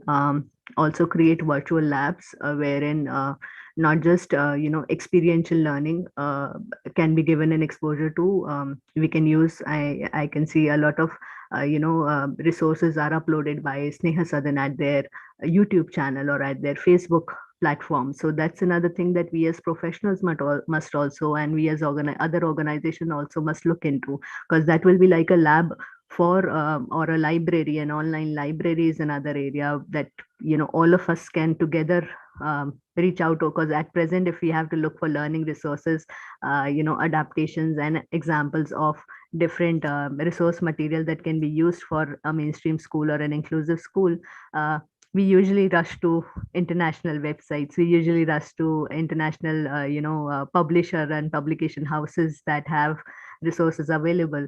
So but that primarily is because nationally we have not really developed a database of that, even though at our own different states and at our own different organizations where all of us are doing a lot of stuff, but because it is not documented and because it is not available at an online platform, it gets difficult for best practices to reach from Delhi to probably Tamil Nadu, or from Tamil Nadu to reach probably Haryana, or Haryana to reach probably UP.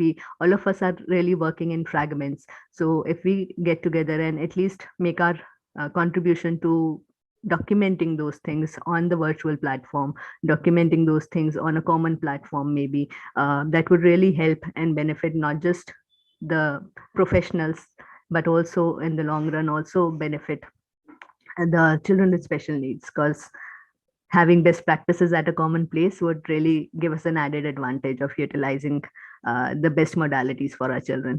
Blended models of learning is another area, because now most of us are moving back to offline teaching.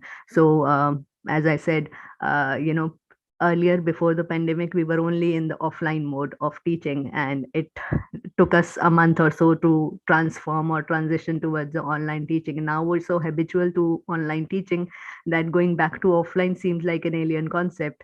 So it's essential that in future we continue a blended model of learning where we are utilizing technology within the classroom. We are utilizing not just the offline traditional modes of teaching and the traditional strategies of intervention, but also continuing to utilize the technology and the online mode and various digital platforms that we can use within the classroom that will help us stay in touch with the online mode of learning, but also help ensure that our students continue to stay in touch with that modality. Because God forbid, if we have to go back to online teaching, it would be again very difficult if there is a gap of the offline and online thing. So it's highly essential that we move now into a blended model of learning that will facilitate the long run online and digital education, and for an equitable use of technology. I would want to now quickly, probably I'll check the chat box and request uh, everyone to put in the parameters where they think that I went too fast so that I can have a round of question answer session as well. Because I would not want to rush through again. I would want to take a few questions so that I can see Smita RG who has raised a hand. If you could please unmute and ask a question, please. Session. Yes, ma'am. Just give us a minute. We are going to unmute.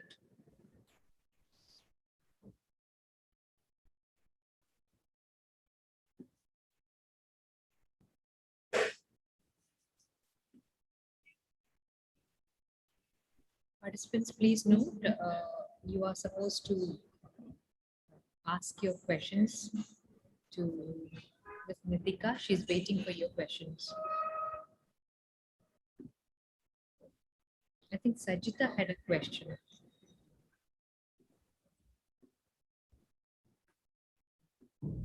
I'm just raising a few people saying that the speed was a little too fast, so I apologize for that.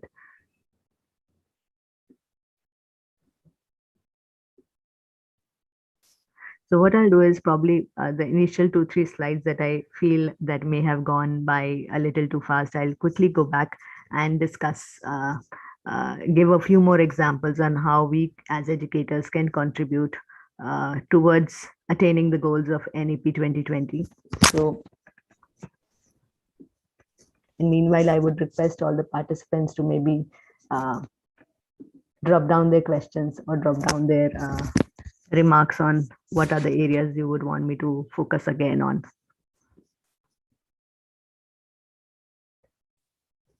I'm assuming, ma'am, the participants are not just from the special education setup, but they're also from the therapy background, or are they only? Yes, yes. All right, all right. There are some SLPs also. All right. So I would reiterate my interaction because I've only mostly mentioned about special education teachers. So I would also want to focus and highlight that not just special education teachers, but and general education teachers, but also all the allied services and all the supportive services of therapy that are critical for specific learning disabilities and for children with other disabilities. It's highly important that all of us together play our part in adapting all the the curricular aspects of inclusive education to ensure that they are well suited for children with specific learning disabilities, because all of us can document the curricular needs of different disabilities and different severity levels of disabilities in our own professional manner. So when we talk about early childhood care and education, we must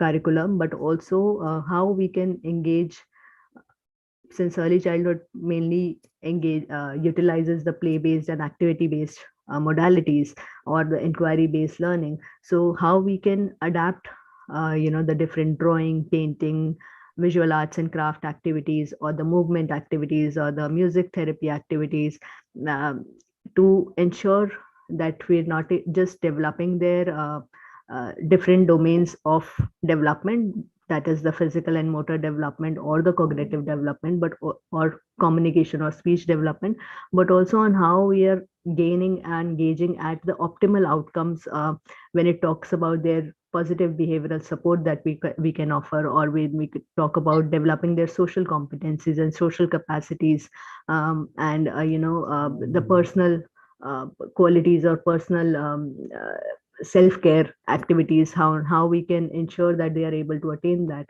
So at a early childhood care, which is the age group of 3 to 8 years, which is divided into two categories, the 3 to 6 and the 6 to 8, as per the NEP 2020, on how we as early childhood special education teachers or therapist or allied service provider, how we can ensure that all of us together are working towards developing, adaptations, not just in material, not just in process, but also in curriculum and activities for, ensuring that they are very suitably incorporated in the mainstream curriculum, so that even the general education teacher is able to impart that learning, and the child is able to attain that learning outcome with the general education peers. So the framework can be developed not just in isolation by us, but also if we can together as educational institute, and also involve parents who are the key, player of the early childhood care and education period. So incorporating parents, families, siblings, grandparents, and asking them for their inputs so that we can develop a framework that really suits and guides the inclusive education setup for our children with learning disabilities is key, because that only will ensure a universal access to early childhood care and education for our children. And also how we can, now that during the pandemic we have gone on the internet and searched and looked for a lot of international resources and the best practices that are there, because this was a group that was the most challenging for us as an organization. I would give an example, because early childhood special education and early childhood intervention is a very hands-on uh, uh, period of time for intervention, and it's difficult to be conducted in an offline, in an online setup, and more so in the cities when the parents themselves are employed. Both the parents are working, they have their online office going on, and for them to sit online with you for a period of 2 hours to conduct that therapy or to conduct that special education activity, it was very, very difficult for this particular target group to to continue their education and to continue their therapeutic intervention during the pandemic initially. However, we as organizations especially took initiative that we were, and more so, if we look at the immunity level of our students, especially be it any form of disability, it is much more compromised than the general education setup students, and at a younger age they're even more susceptible to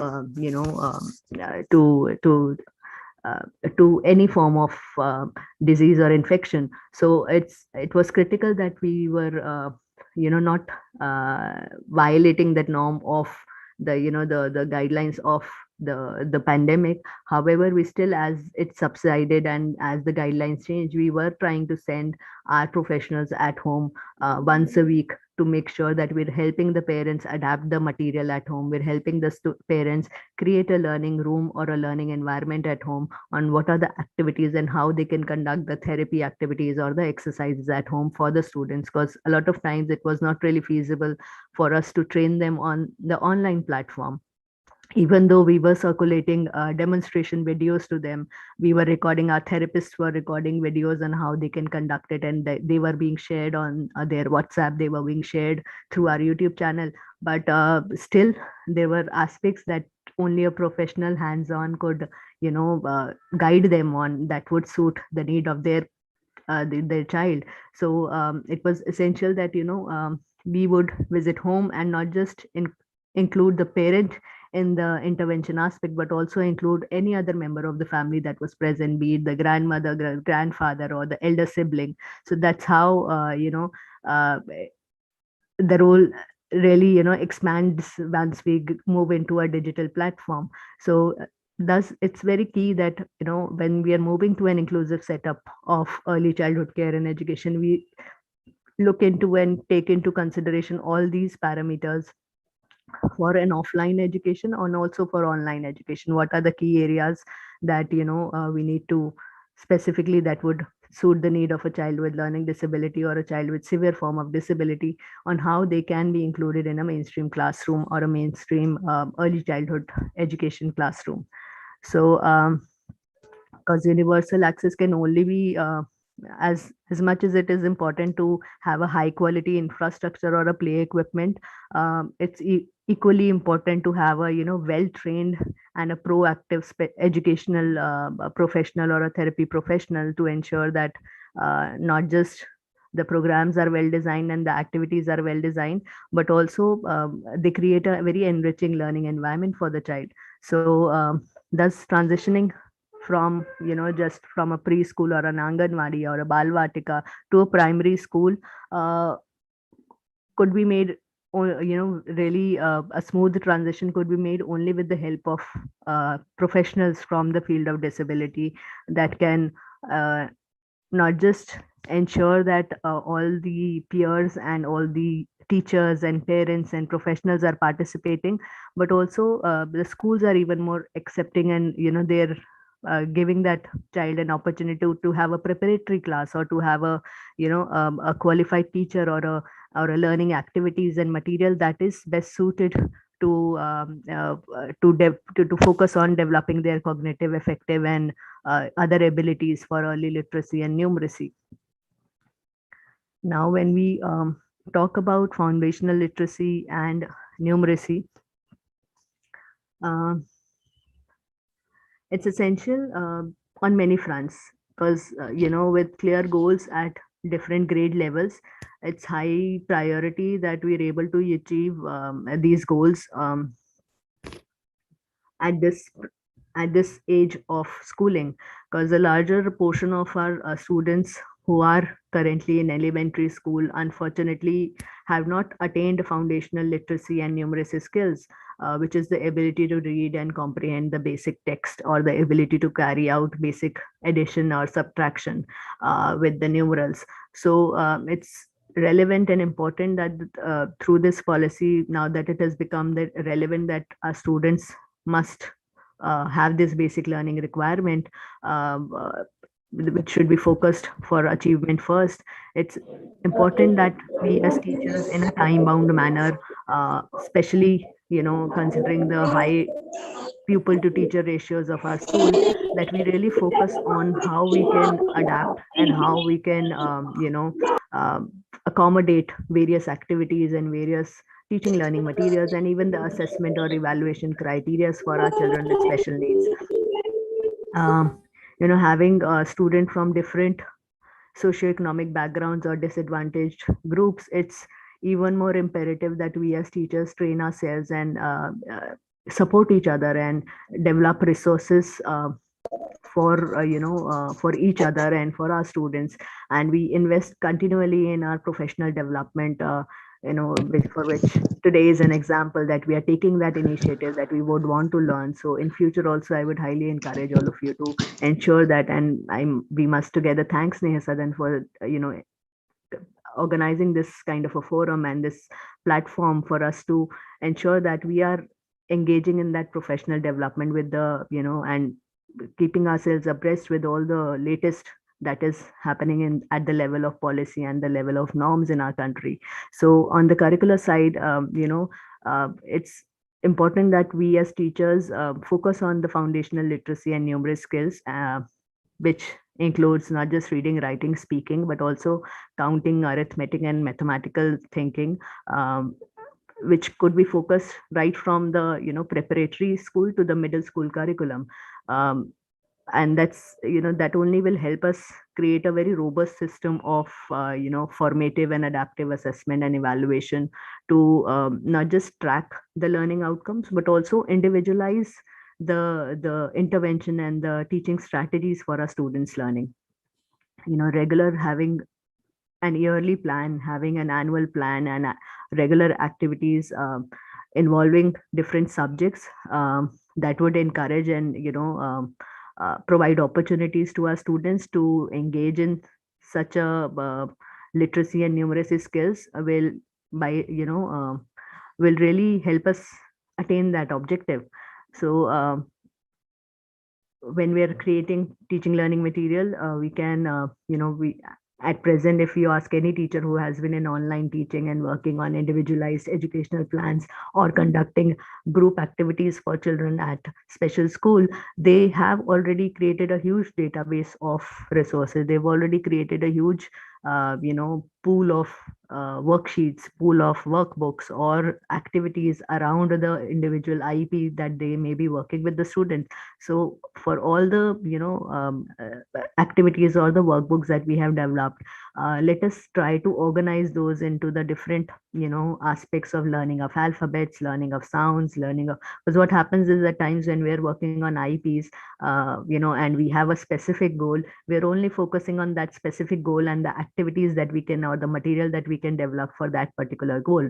At times we forget to streamline and have a task analysis on how we can make sure that the children graduate from the minor level of achievement to the higher performance at that skill.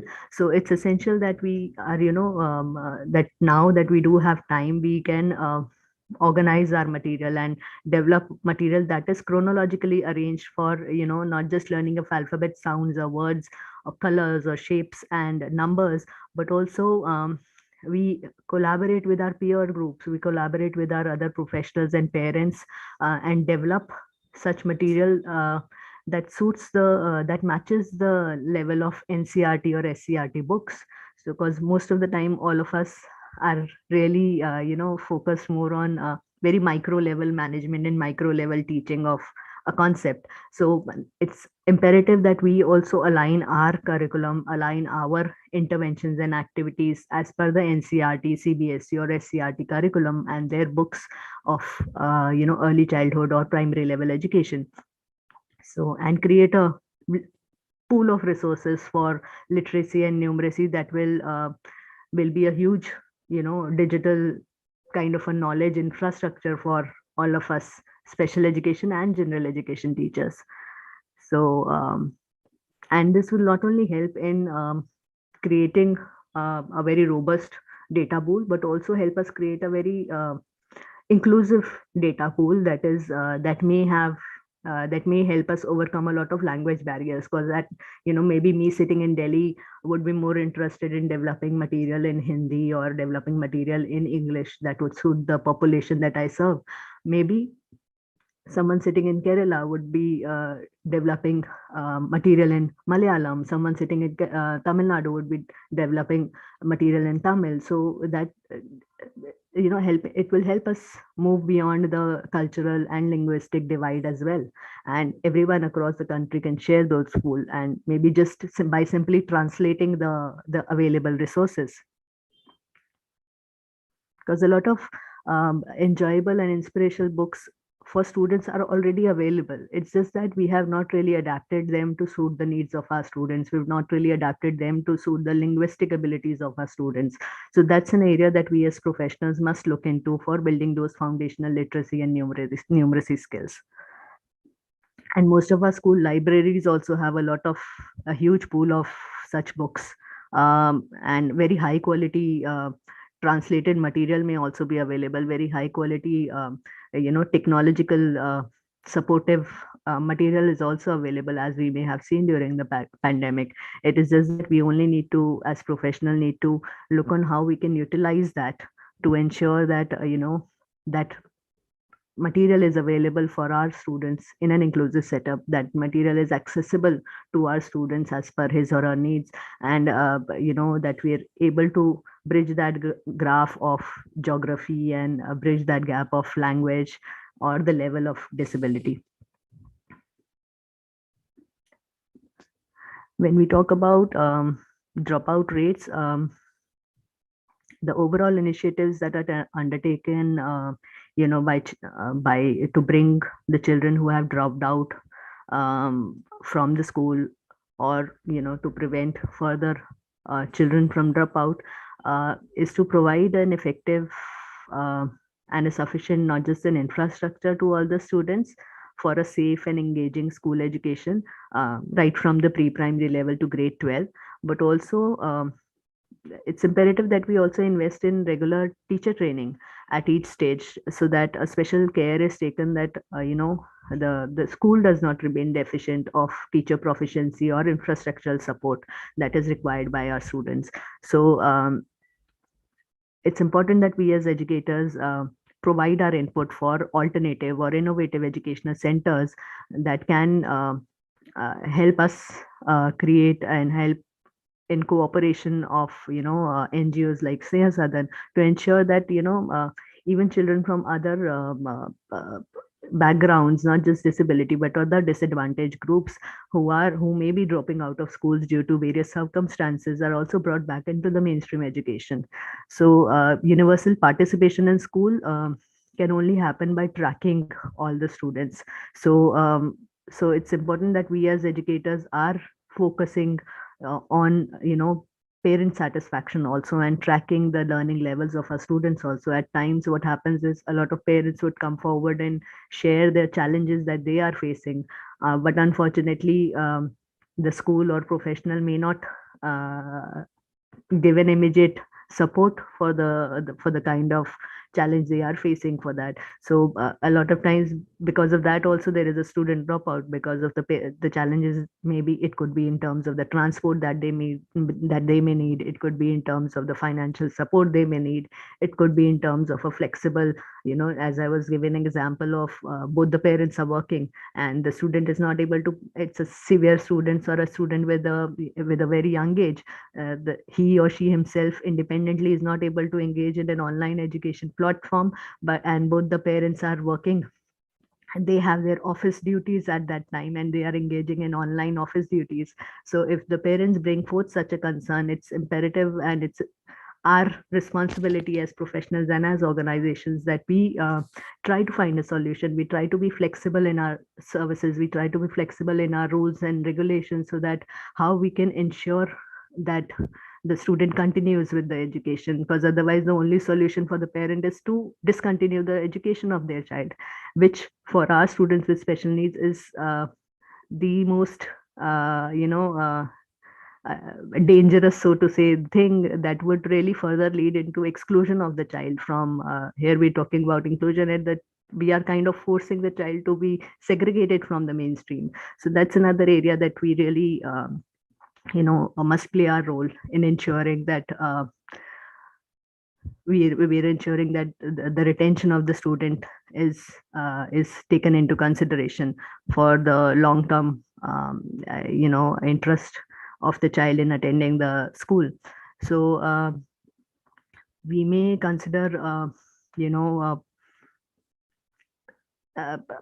special initiatives for socioeconomically disadvantaged groups. We may consider special initiatives for any formal or non-formal educational mode, be it online distance open and distance learning, be it NIOS, on how we can expand and strengthen the meeting of learning needs of students with disabilities who are not able to attend physical school.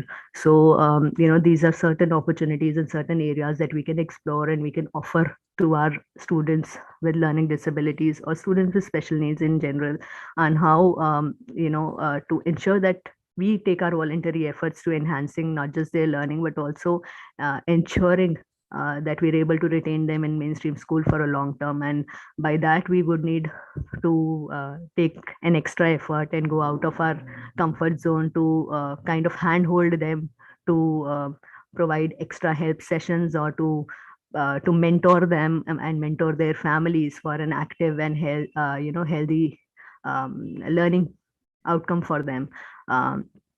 We may also, as educators or as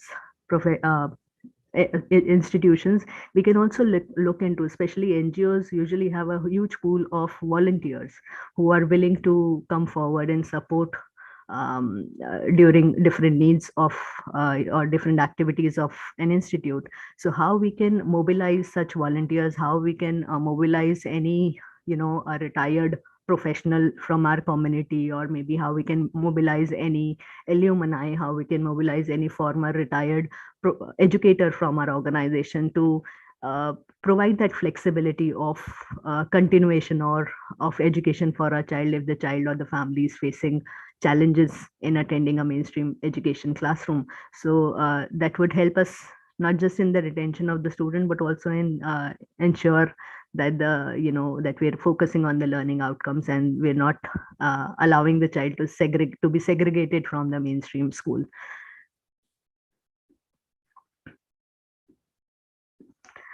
When we talk about curriculum pedagogy, NEP anyways is trying to reconfigure the pedagogical structure of school education, which is now a 5+3+3+4 design. Um, the structure and the curriculum framework will not just be guided by this design of foundational stage, which is the 3 years of Anganwadi or preschool plus 2 years in the primary school of grade 1 and 2. Then the preparatory stages of grade 3 to 5, and the middle stage of grade 6 to 8, and the secondary and stages from 9 to 12, which would further be divided into 2 phases of 9th and 10th and 11th and 12th. So how we can provide a flexibility during these stages for education and building a pedagogical curricular style to suit the need of children with special needs.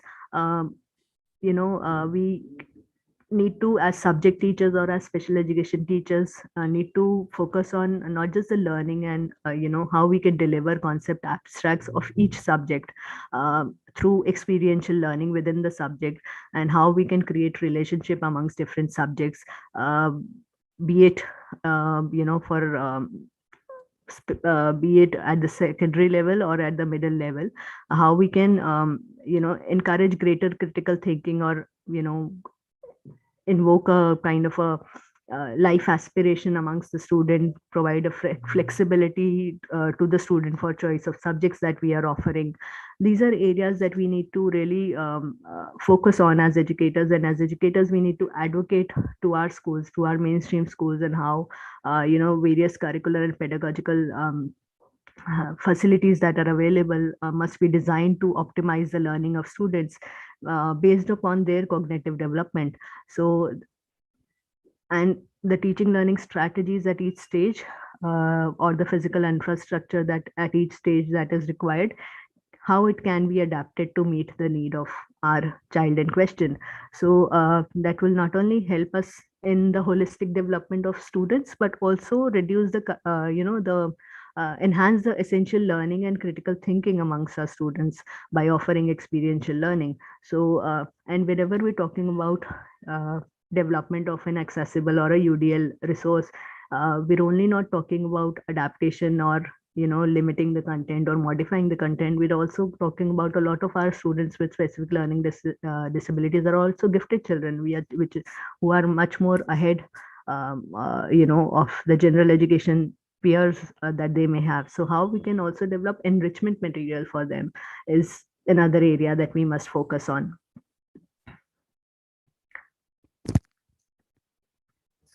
So another pedagogical approach, that we need to look at is the sports integration, and how we can utilize the physical activities and include, since NEP really focuses on the indigenous approach, so how we can introduce and include indigenous sports in various pedagogical practices to develop skills such as collaboration or initiation, self-direction, discipline, teamwork, or responsibility taking during our curriculum. Classroom transactions, is an area that we as educators need to focus on for the lifelong attitude of our students, and it also is kind of related to the life skills that is kind of envisaged in our Fit India movement of our country.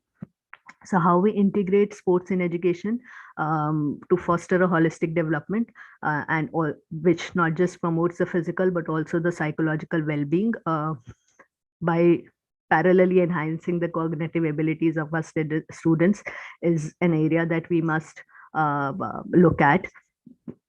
And giving a flexibility and choices of subjects to study would really help us in distinguishing the feature of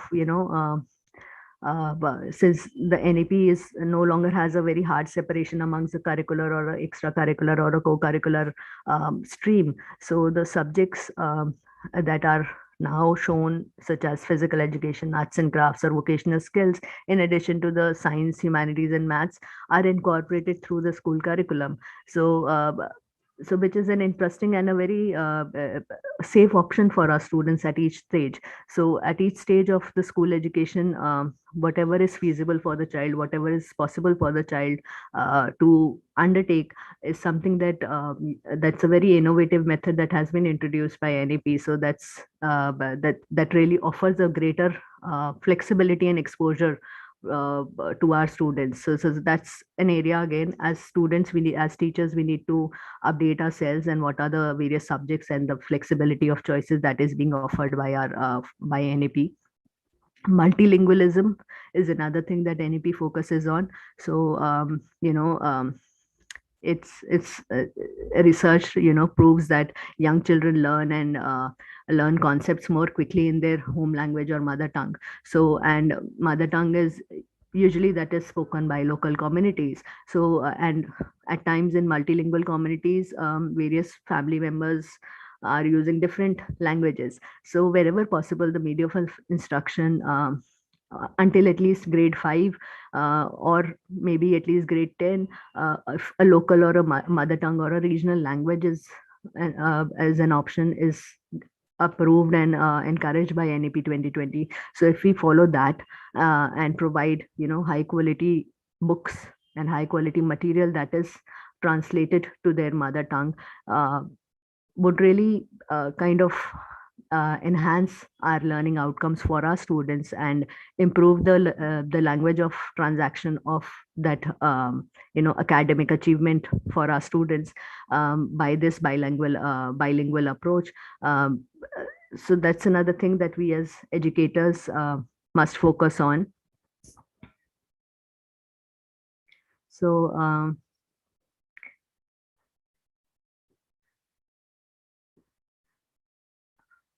there's another thing that I would want to focus on in this slide would be, for the enrichment of students,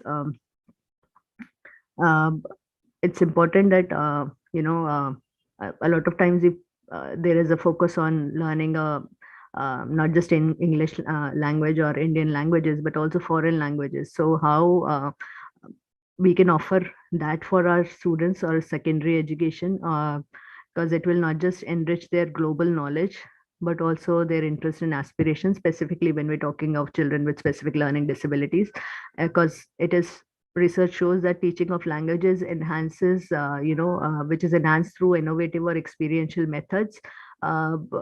It kind of weaves the not just the cultural aspects, but also it provides them a relevant real life experiential learning pedagogy. So how we can use films or theater or storytelling or poetry and music to learn to help them learn languages is another area that we as teachers can focus on.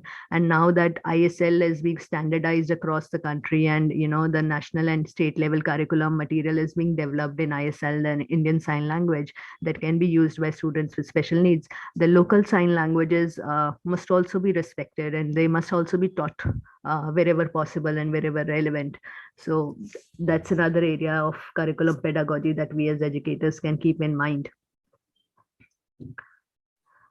So overall, the students must not only have an amount of flexibility in choosing their individual curriculum, but also certain subject skills and capacities that would really help them become successful and innovative and a productive citizen of the country is something that we must focus on.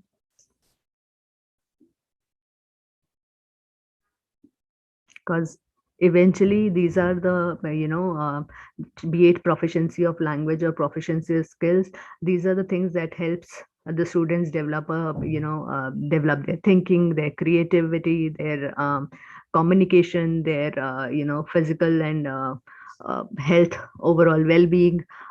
It develops their skills of teamwork, it develops problem solving and logical reasoning skills, it provides them a vocational exposure and skills, it enhances their digital literacy and their reasoning, their knowledge of values and sensitivities towards and the duties towards their role as a citizen of the country. So these are areas that really we must need to awaken for our students as well, because these are areas we usually are the focus of inclusive mainstream education curriculum. And unfortunately, most of the times we as special education curriculum teachers, we overlook these aspects, and we are more into remedial education, and we're more into, very focused special education intervention. So these are curricular areas that we also as teachers must explore for ensuring smooth, inclusive education for our students.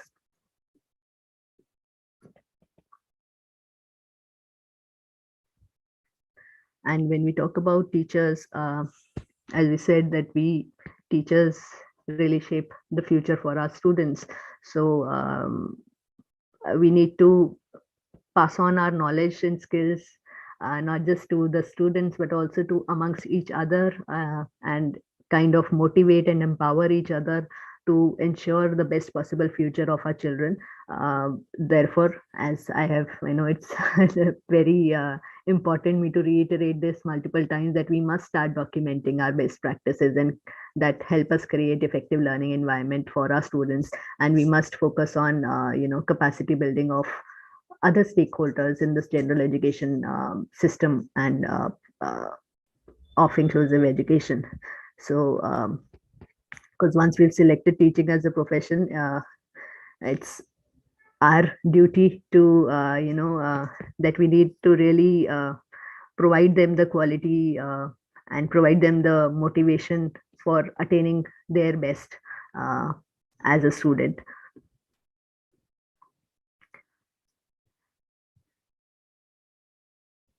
And when we talk about,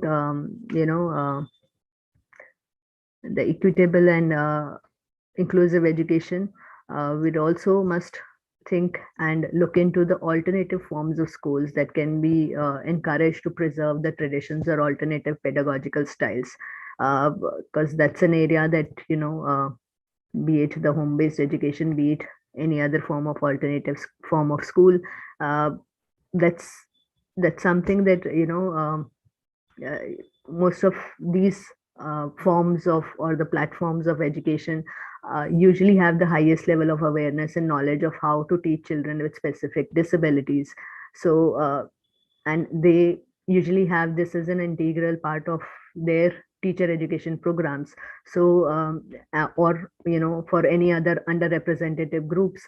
So, so it's important that, we are the first and foremost, people and group of personnel who are developing these parameters for access and participation and for learning outcomes for our children, because that would not only encourage school education or the institutes at school level, but also higher education institutes to ensure that they also build their capacities, they also build their capacities of their teachers to and orient them to the new pedagogical practices for special education students. And they would probably then, not just adapt their teaching learning methodologies and materials, but also their infrastructure for ensuring that all the, best suited pedagogical practices are implemented for our students with special needs. And, and within the developmental goals of for education, special attention must be given to reduce the disparities of educational development of the various, disadvantaged groups, be it from the perspective of gender, be it from the perspective of various castes and tribes. It's important that we make an extra effort to enhance their participation at school level and, help them bridge the gap between the, them attaining mainstream school education at an inclusive setup. And from here on, I think the speed I had control. So this is something that I would again quickly want all of us to rethink on how, because most of the times as educationists, we usually focus only on general education, school education setup. But for the target group that we're talking about today, the specific learning disabilities, there is higher possibility and higher percentage of students who move from general education school to higher education setups or to professional or technical educational setups. So it's important that we as professionals of specific learning disabilities in particular, focus on how we can help them transition more smoothly towards higher education or towards vocational or skill training setups for their future and adulthood life. So how we can develop capacity building programs, not just for them but also for skill trainers, also for various skill training organizations and the employment setups, inclusive employment setups, how we can identify various stakeholders at vocational education and skill training setups for inclusion of our students at their at that level. So, and also parallelly, how we can work upon increasing the employability potential of our students by building their resilience, by building their advocacy skills, by building their empathy skills, by building their by technically empowering them towards their rights and their responsibilities as a part of as a citizen of our country. So how we can increase their employability potential by imparting the skills and by imparting the competence that they may require for an long-term employment or long-term skill trainer for any field for that matter. This I have discussed very much in detail about how we as educators must focus and continue the blended models of learning. So I will now quickly look at any questions that may be there.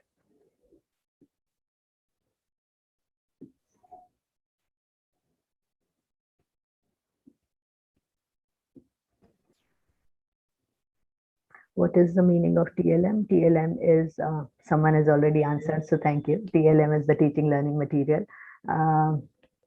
And NAT, yes, someone has very correctly specified that the National Assessment Center, PARAK, will be set up as per NAP 2020. Can I give some details on virtual labs is the question. So when we talk about virtual labs, if we talk at the basic rudimentary level, I am talking, allow me to quickly stop share. Acha, no, first let me. So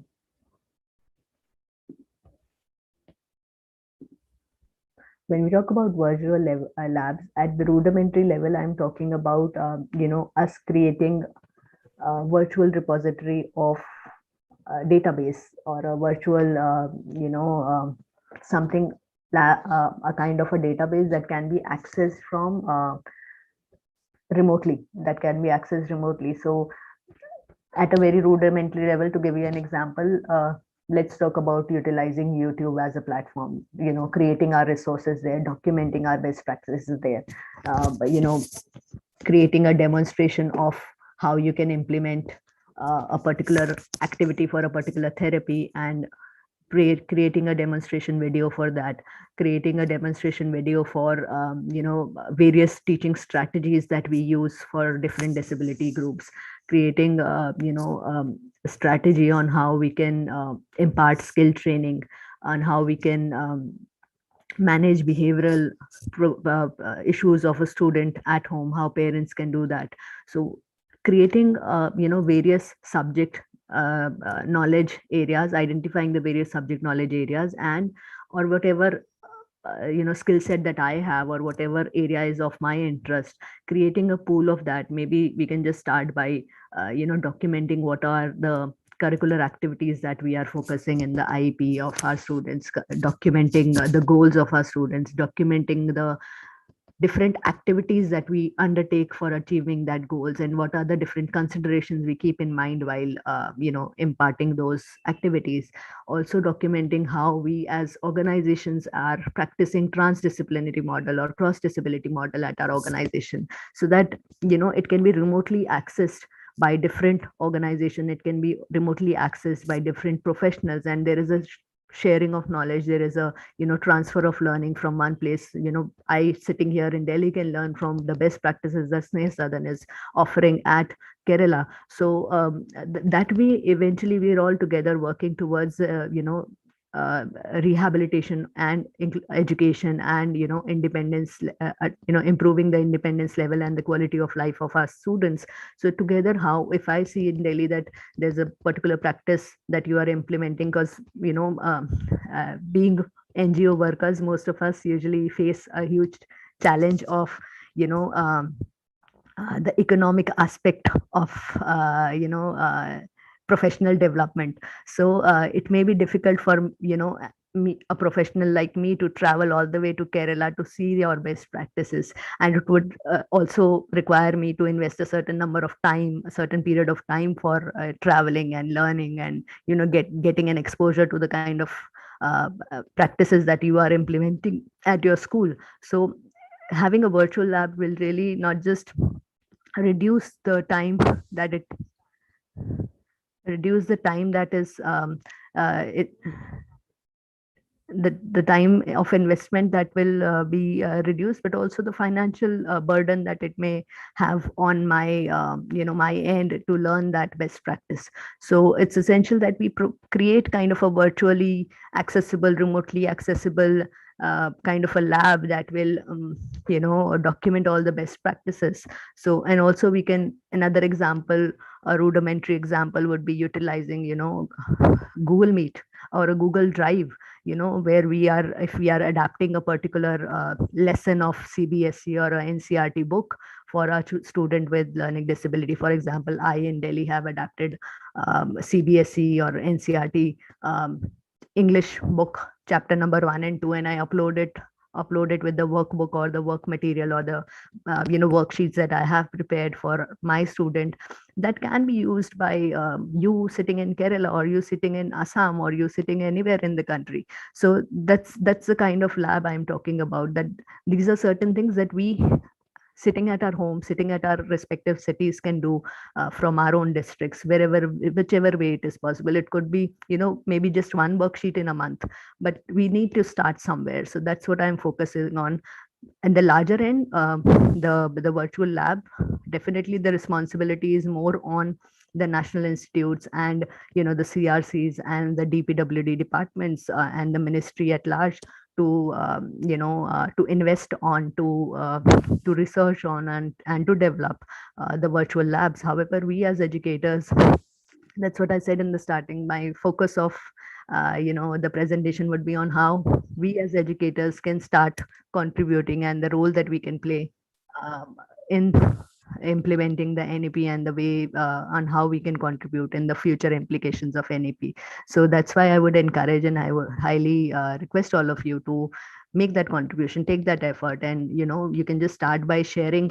At times what happens is, within a school, 2 different classrooms, 2 different teachers, there would be 2 different very wonderful practices going on, and these teachers may not be aware and these teachers may not be sharing these with each other. So it's important that maybe we can take that step by sharing within our school first with our other teachers, and then probably sharing it with other schools in our district, sharing it with other schools in our states. So that's how we can start. And now, thanks to the pandemic and the virtual exposure that we've got, I think it would be a much easier step now, as compared to if we were asked to do this task about 3 years ago, when we did not have this exposure of virtual training for ourselves. So that's my suggestion for creating a virtual lab at a rudimentary level first. So is there any other question? And I think you must, all of us, I must reiterate, so that's why I have also written that takeaway message, that is, we as teachers need to remind ourselves of that the work of education, even though there may be a policy, even though there may be a law, the primary work is divided between the teacher and the environment. So let us realize the importance of our profession. Let us realize the significance of what role we can play in the future perspectives of NEP, and how the educational scenario will be changing in the future. Yeah, thank you. Is there anything else anyone else would want to ask?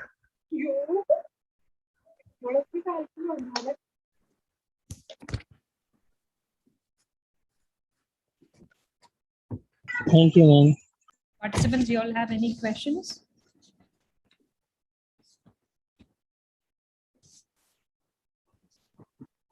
Dr. Nitika, I think, there is not much questions coming. So thank you so much. The powerful inputs which from Sneha Sadan we feel, which we got today is your points on capacity building of general teachers, which will also make these children feel a lot accommodated in a regular school. Training and empowerment of families, which is very much needed, so that all work together for one single cause and goal. Increase employability potential, and create and share content for the special educators, so that there is a wider reach for all throughout the.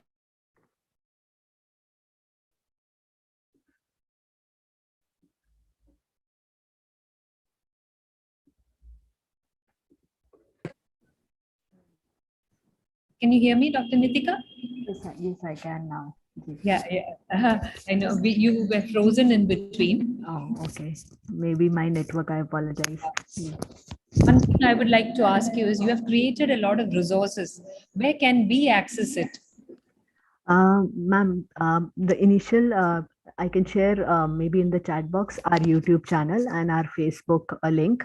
We have uploaded a lot of resources there. Apart from that, we've also, as a teacher training organization, we've also developed a digital library, which is on Google Drive. So that I'll be very happy to share it with you. It has not just publications from, our country in regional language. We primarily have it in Hindi, but we'll be happy if you would want to add it in other languages as well. And we've purchased a lot of international publications, and we've kept it open for everyone to see. So all of our teacher training institute students and our professionals and our special education teachers, whenever they feel the need, we've also uploaded a lot of assessment and screening tests there. We've also uploaded a lot of behavioral checklists there. So for different disability groups. So you're most welcome to, take access of that, and we'll be very happy to share it with you. Thank you so much, Dr. We have over 500, books in that library, digital library of ours now. Wow. I'm so excited listening to you. Ma'am, don't forget to share the link in the chat box. I will do that. I will do that right now. A little, some directions for the participants. Ma'am, stay online. We need to take a group picture with you. Okay. Participants, please note, everybody, please come on your video, because we need to take a group photo with the resource person. There is an evaluation sheet, and which you have to complete before the next session. And all the participants have to get at least 7 marks out of 10. And those who you can see how much you have scored. If you've scored less than 7, you have to resubmit the form. You can upload it on the same link. It shows recorded. You can re-edit your responses. So are you all ready with your smiles? Is all the videos on for? Anyway, Dr. Nitika is looking, after this long session, she's still looking beautiful. I don't think she needs to add on anything. So participants, please come online. There are a lot of you all not to be seen. I can see some sceneries and all on the video portal.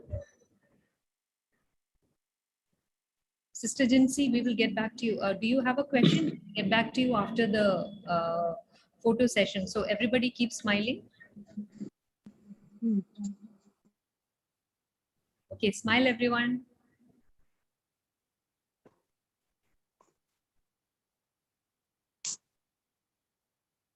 So we are done. Dr. Nitika, Sister Jinsi, you had a question for Dr. Nitika? I can see your hands raised. Oh. Sister has got out of the video now.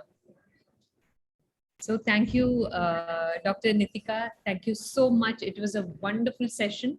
We had a lot of takeaways, and we look forward to the resources that you are going to put onto the chat box. Thank you so much. I have already. And everybody have a wonderful afternoon, and you can have a lunch session, and we'll resume after 1 hour.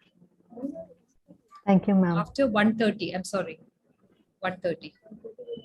Yeah, next session will resume at 1:30. Thank you, Minisaji ma'am, and everyone for the patient hearing. And may I exit the Zoom call now, ma'am?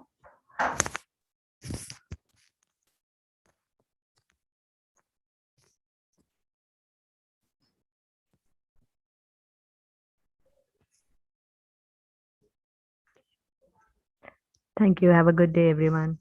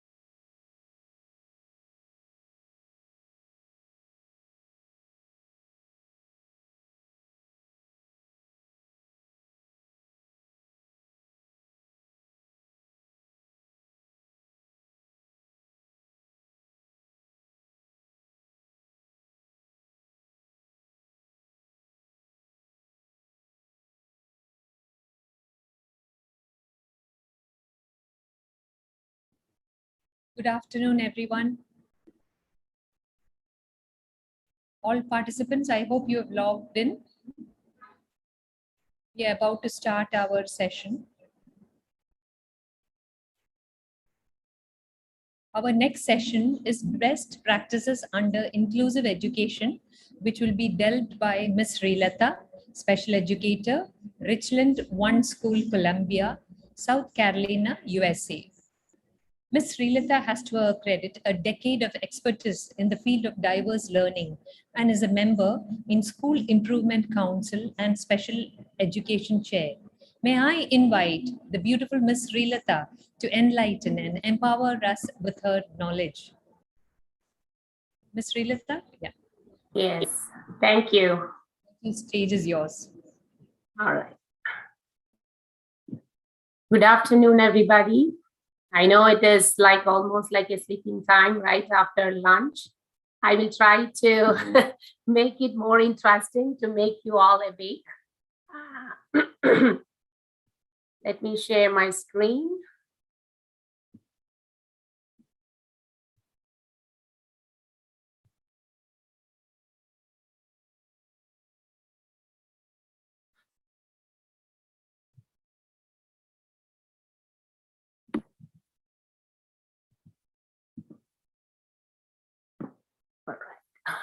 Can you all see my screen? Yes, ma'am. All right.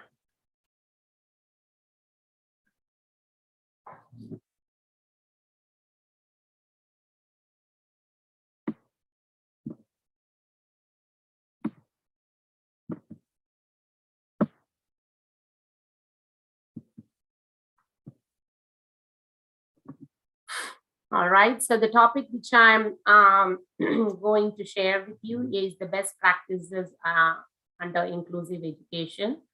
And when we talk about inclusive education, it is the integrating of all the students in one classroom. It doesn't matter what disability they are, or doesn't matter, it's actually not only related to special ed, it's related to all the students. And it should be like, in the general classroom, they should be able to appropriately accommodate with whatever the resources the general students are getting. All the students should be availing the same resources. And at the same time, they need to, the main focus is all students should have success in the common classroom. So it is, I would say, like, it's a big step, a major step when we think about special education, because majority of the times we don't see, when we look around wherever we are, we don't see that all the accessibility, I'm talking about the accessibility, is not all the time is equal to all the students of special ed. So this step, it's a process of, we need to integrate all the students with exceptionalities into the general education classroom with appropriate accommodating their resources and supports that capitalize the individual needs for all students to success. So all the students' needs need to be taken care of, and at the same time, they need to have all the teachers should have all available resources to meet the special needs, all the unique needs of all the students. So when you, the same thing, it's like, they should be placed in an age appropriate general education classes. And it is all wherever we say here, the neighborhood classes, because why we put it as neighborhood schools is here, it depends on where you stay, you go to school, that particular school you need to go. So it based on wherever your neighborhood is, that is where you go to that particular school. And they get high quality instruction, interventions, and supports that enable them to meet success in the core curriculum. So they are access to all the curriculum, all the instruction, what the general population is receiving. And the teachers basically like the core content specialist.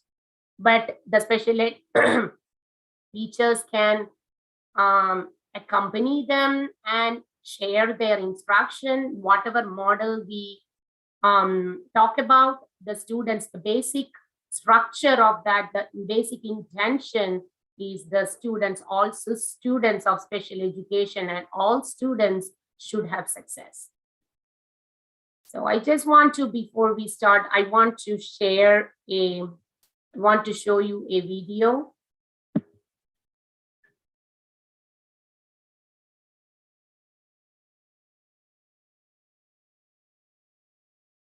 You might have seen videos like this before, but here's the big secret. Anyone can make one of these videos in a few minutes.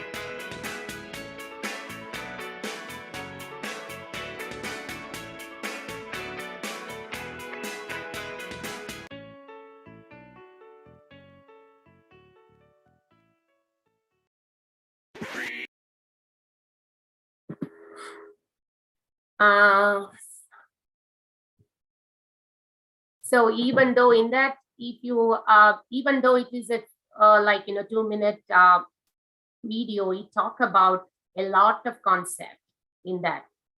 Basically, it is the mindset, and where we need to all should have the equal, the mindset to go for without labeling. Because when the students get into the classroom, I would say, like what I have seen and what I have experienced, majority of the time, when the students, before they come into the classroom, the teachers will have some prior knowledge about the students. And sometimes we underestimate the capacity or the strength or the ability of the students which we have in the classroom. So, and setting expectations always, like the teachers, depends on the strength of the students, we need to set the expectation. So as we are sometimes underestimate the students' ability, the goals we set it for the students, especially for the special ed students, is not with high expectation. So where we want the students to reach that goal. So we always need to think about setting high expectation in such a way that they feel that they are there, they belong there. So we need to give a sense of belonging when we talk about the inclusion. And that is a major step, I would say, when moving towards the inclusion part. And the students will, not only the students in the general population, the students with the special needs feel they are together, they are with the same age peers. So they feel that belonging, that is where basically the education or the learnings take place. So we need to create an environment where the students can feel that, have that feeling. So that is where I would say that will be the first step in order to move towards the inclusion. And when we talk about, there are two different types of inclusion. One is the partial inclusion and one is the full inclusion. I would say the partial inclusion is easier as a first step, moving towards the general education classroom, taking the students to the general class and in a limited amount of time. So think about the students who are basically like not much in a restricted environment. Even though we talk about LD, it is the topic is given for me is LD. But when we think about the students with the special needs, the LD population in a they are in a resource setting. Majority of the students have getting the resource support, and some they go to the open school or in a segregated classroom, I would say, where they see majority of the time the students with disabilities around them. So here, if that is the case, we need to think about, okay, let me put this student is capable of doing this. Let me think about this student having a general education classroom for 1 or 2 periods based on the student's strength, and where they get a small group instruction wherever it is required to meet the needs, and the related services, speech, OT, PT, they go to their respective OT teacher or the PT teacher for the services. So here they go to the segregated setting, the different setting. It can be in here, the OT, PT, each school have OT and PT and speech teachers. So the students go to the OT, PT services from the classroom in a partial inclusion. So they're getting the services based on their needs to perform well in the classroom, and they receive all these services, the extra services, support services in the segregated setting. But when we come to the full inclusion, the students with disabilities completely include in the general education classroom. And all the supports, the aids and the support, everything they receive in that general education classroom. So the special teachers will be in the general setting. So whatever the services the students needs or the students should receive, they get it in a general education classroom. So that is the full inclusion. So we can think it, when we think about the partial inclusion, we can think about a resource setting where we pull the students out to a resource model to provide the support. That can be the partial inclusion, where the students missing some of the general instruction, some of the periods in the general class in order to get that resource help. But when it comes to the full inclusion, the same resource room or resource support go into the classroom. The teacher go inside the regular classroom to provide that services. So the partial inclusion is the first step towards inclusion, and the ultimate goal to take that student to the environment which is ideal for that particular students development is the full inclusion. And I would say like full inclusion is challenging because it may need more human power, more teachers. But at the same time, if we are in the starting point, you can think as a school or the community what the best you can do by using those resources, human resources or whatever the resources.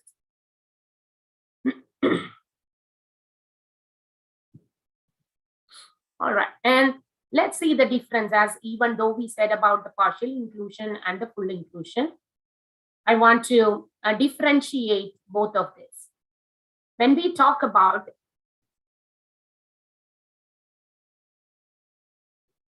the partial inclusion, as I said, there is only 1 or 2 periods the students will be in the general class. And it is mostly the special ed teacher provide the instruction on one side, and one side they get the general instruction. And mostly it is general ed teacher, special ed teacher, because we take care of whatever the students needs, the accommodations, the adaptations, or whatever modification or whatever we need to modify, the special ed teacher is in charge. And this is the readiness stage for full inclusion. And all the supplementary, it is a supplementary learning environment because, as I said, the student may be in a special ed classroom. I'm saying a self-contained classroom or a separate special ed LD classroom, or whatever the disability carries that classroom. But it is a supplementary learning environment in a partial inclusion because other part is in general class. And students motivate to participate in general ed. In here, as it is a first step towards the inclusion, here the students started feeling the belonging. So the students are getting more motivated in the first step, first part of inclusion. And the student travel for services. They need to go to, as I said, the OTPT or whatever the supplementary services. The students travel for those services into their whatever the segregated setting. But when comes the full inclusion, the student will be whole day in the general classroom. They're not pulled out. There is no, it's wherever how the general ed students are in the classroom in the same way. The students will be in the whole day in the general ed classroom, and all students receive the same instruction like the general ed. There will be Later on this class, we talk about the differentiation. There will be differentiated instruction, depends on the needs, but they receive the same content or same instruction. And this is the primary learning environment, if it is the full inclusion, because that is the only environment that they are learning. There is no pull out, there is no place, other places they go for instruction. So this is the primary learning environment for them. And here, as I say, they feel the belonging, they have actually the right. I think we take it as a right, the students using their right for participation, for participating in the general ed. Because when when we think about the student progress, first they need to be, their right is to equally participate with the peers, age peers. So it is this full inclusion, it is considered as their right. And services come to the student. They don't travel in a segregated setting. The teacher, the OT teacher or the PT, physiotherapist, the occupational therapist, the speech therapist, all these services coming into the classroom to provide their required services. So the student is full-time in a regular class. And it is driven mostly by the general ed with the support of the special ed or with other teachers. However, the setting depends on the school.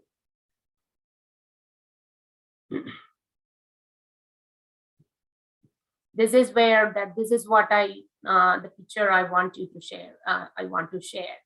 When you think about the mainstreaming or the partial inclusion, you see the child is outside the regular class, the common, where the age level peers are inside in one frame, only the child is taken out. And in the same way, and whenever it is needed, this child is put back in that group. But when comes the inclusion, the child is included in the main setting. That is where the belonging comes. So inclusion is a right.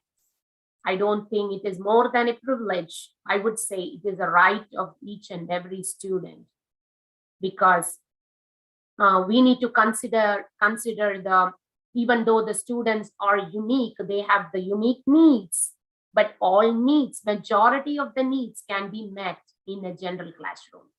But more resources are needed, more support needed, more collaboration needed, more participation needed. So those are the challenges. But at the same time, when we think from the student point of view or the student perspective, I would say it is their right to be included.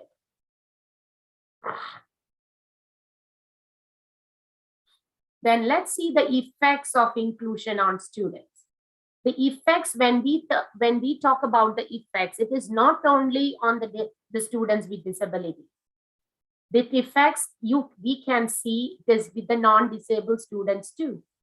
So it is in both ways, it is you see positive effects on students. So when the non-disabled students, they have reduced the fear of human differences, because why it is that I can give you one example is when we take a student in a wheelchair with a majority of the time LD, I won't consider that like, it is a hidden handicap, but I'm talking about the multiple disabilities. The students have more than one disability. So when the student, if it is prominent, if it is like, it is appeared like, physically or anyway appeared to outside, the people, that comes the labeling part. And the students, majority of the students, when you talk about, the students those who are not exposed to the special ed or the students with disability, they are not sure about, they are not much aware of the human differences. But If the disabled students, the students with different abilities are included in the classroom, the general population will be aware of the human differences, and they are going to start considering them as themselves. Okay, so they take it as they are. That is a learning. That is a learning for the students from the elementary or from the very maybe the first grade or second grade level. They are carrying that they're learning step by step, so they know each person is unique and they have different needs, and they have the different. They started respect each other rather than pinpointing each other or label each other. And this increase the awareness of the students with the new non-disabled peers, because they know what are the difficulties. They are a part of me. They are part of this classroom like me. So what are the needs of them? They are aware of them, and you don't believe it, the students are going to help each other, to help that students with disabilities to have success in the classroom. That is where the peer tutoring comes, the peer help. So the peers can help them, not in one day. They need to be exposed to the students with disabilities and the unique needs of those students. So the awareness will be more and more day by day, and that increase the social cognition, that increase the social well-being of the students. That comes like the togetherness, that helps the social skills. So for example, we can say we have seen different movies, like we'll say the students, like, the disabilities, when they include the other students, if the student is using a sign language, the other students, if they are in inclusive setup, like the students start learning the sign language in order to communicate. So that is that kind of the social skill development you can see on both sides. The students with disability, at the same time, like, they started building the friendship with the non-disabled peers. And the students with disabilities started building their self-concept, which is very important as an individual who takes over, like, having jobs in a future years to come. So that builds the self-concept, self-image of the students by looking into the non-disabled peers. And one thing what I have observed in my experience in my life, my personal life, my teaching life, is they started think about the behavior problems. The students shows behavior problems, less behavior problems when comes to the general setting. But if they are taken out in a segregated classroom, the students showing it is a small group classroom, the segregated setting will be a small group classroom majority of the time. So they have the students with disabilities around them, and that influence each other for negative behaviors. But when they go to the general setting, they have students who have, like, they know, okay, they have a model in front of them. They know, okay, this is how we need to do when we are having problem like this. Not to shout at, but we can handle it in the same way what others can. It may take time, but that community, that common community, is going to help this particular student or set of students in a very slow manner. What is the perfect way to behave? What is the ideal way? Why, if the peers can behave like that, why could I? But that model is not present many of the time in a segregated setting. And another one is that they are in the main general ed classroom, they are exposed to the content experts. We are special ed teachers, and we know we are not the content specialist. We are not the content specialist. We are not certified or the content specialist for English class to teach English, but we can support, but we are not the specialists. In the same way, math, science, social, whatever, we have special strategies to accommodate this group of students. But we are a valuable support when we go into the general classroom to support the content specialist.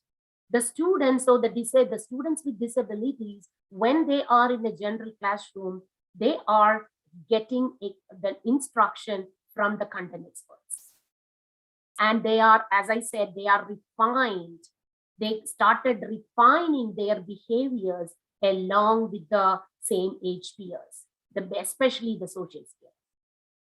And the belonging, as I said, they started building friendship with others, and that friendship influence in a positive way. And there is some kind of, in the initial stages, there will be some kind of guidance is needed for the students with disabilities for looking at the right model to follow.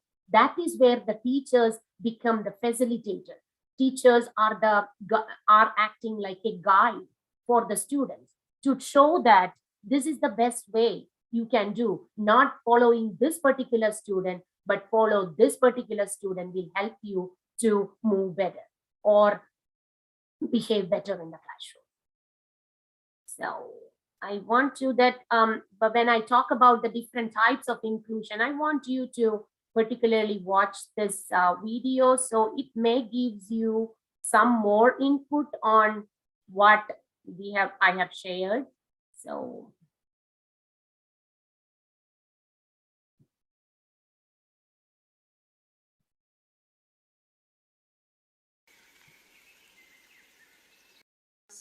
I wish I was like everyone else. I want to do what they're doing. But here I am doing the same old number activity, watching as my classmates learn something else. Don't they know that they're setting me up to fail? Don't they know they hold my future in their hands? I want to work with my class, learn what they are learning, and do the activities they do. But here I am, stuck at the back, limited by low expectations. Having a one-on-one teacher aide just teaches me to rely on them and means I get less attention from the teacher. I'm not included in the classroom. I am in the same room but segregated from my peers, sat to the side or back, working on different things and missing out. I want to be free to learn with my peers, reach my full potential and be seen to be like everyone else. I need something to change.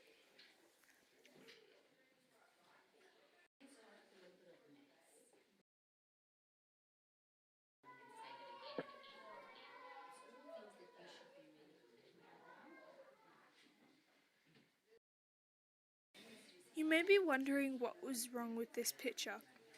I am in the classroom with my peers, sitting in my seat, learning the same things as everyone else. You may think this is inclusion, but it's not. I am stifled, limited, and held back from reaching my full potential. Though I love my teacher aide, I don't get to think for myself. In fact, a lot of the time, my teacher aide does it for me, even whispering the answer in my ear when I already know it. The more she is with me, the more I realize that there is no point in me thinking for myself because she will give me the answer anyway. I'm sure there are other kids who also need her help. Does she need to be with me? Can't she help others? Surely if I need help, I can put my hand up and ask my teacher like my friends do. My friends and classmates want to help me, but by having someone right next to me, they can't. I need to learn from my peers, be able to do group work and be challenged. I want to be allowed to fail or succeed and learn from it.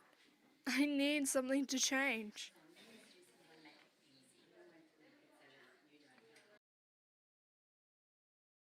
Can you find me in the crowd? Inclusion is more than just a word. It is a culture, a mindset, and an expectation that everyone can and will learn and succeed along their age-appropriate peers. I know it can be challenging to include me in the learning as sometimes I might require extra resources and information, but giving me space to learn from my teacher and peers is the best way to challenge me and allow me to grow. I want to learn the same things as my classmates, and I want teachers to have the same expectations of me as my friends. My learning may need to be modified, but I still want the opportunity to show what I can do, not focus on what I can't. Treat me the same as any other student and watch me flourish. I will rise to the challenge of expectations you set for me. Are you ready to really include me?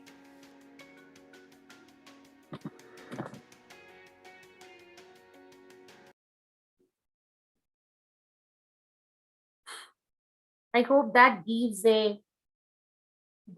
more clarity into what we are moving on, like, towards the inclusion.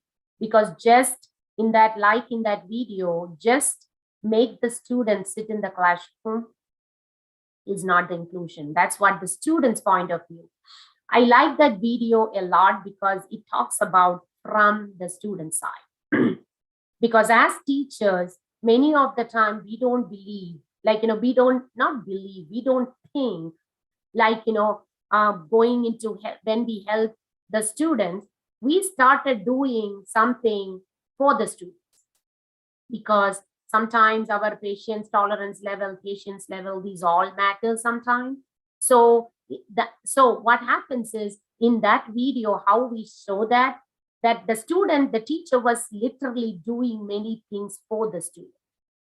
That is not included. Being in that classroom, and we say, okay, she is included in the class, but is she really included the way it's supposed to be? That is a question as teachers we need to ask ourselves each and every time when we deal with the student population every day.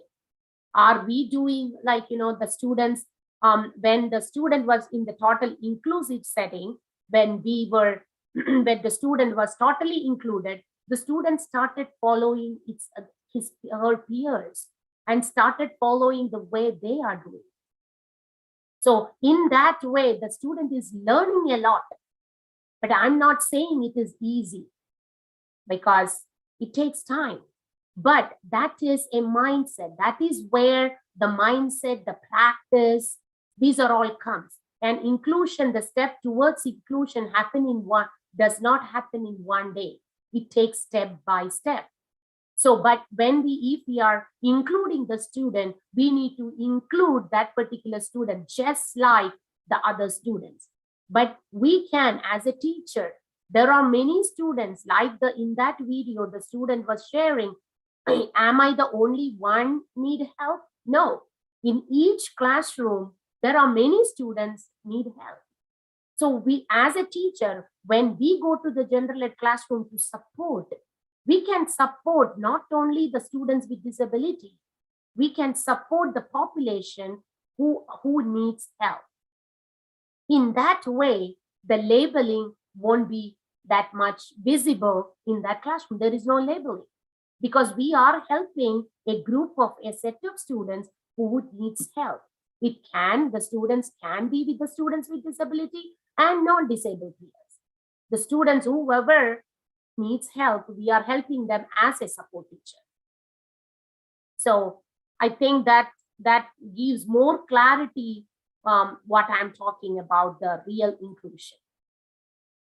And the questions, just hold on to you. I know some of you may be having questions in your mind right now, but please hold on. We will be having a question session at the end of this session.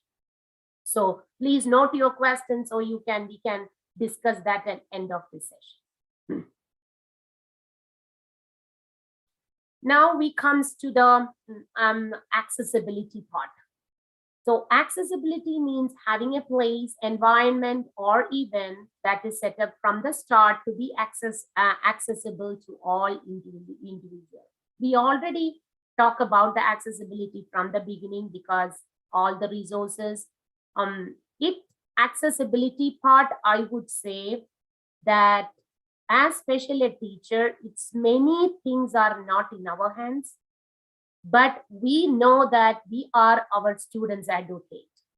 Till they become self-advocate, we are the advocates of our students.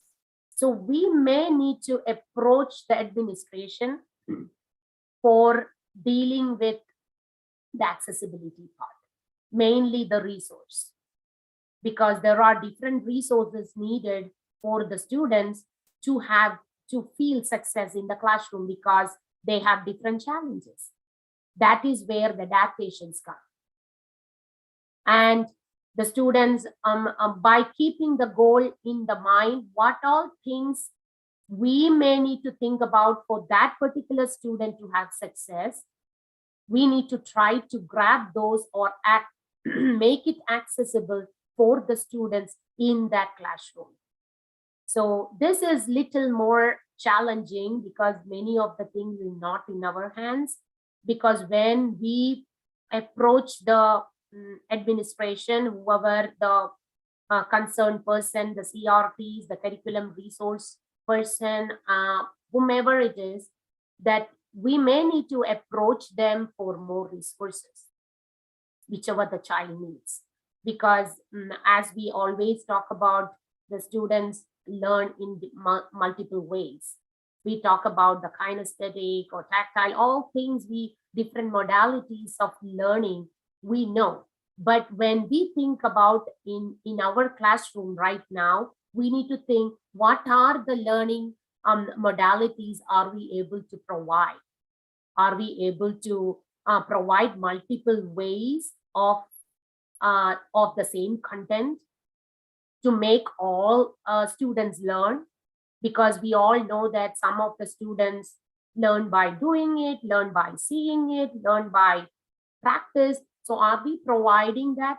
So we can ask that question for ourselves, thinking in that particular set of students in that particular classroom, and think about the resources and go help the direct the administrators or whoever is in charge to have that, make it accessible for the students.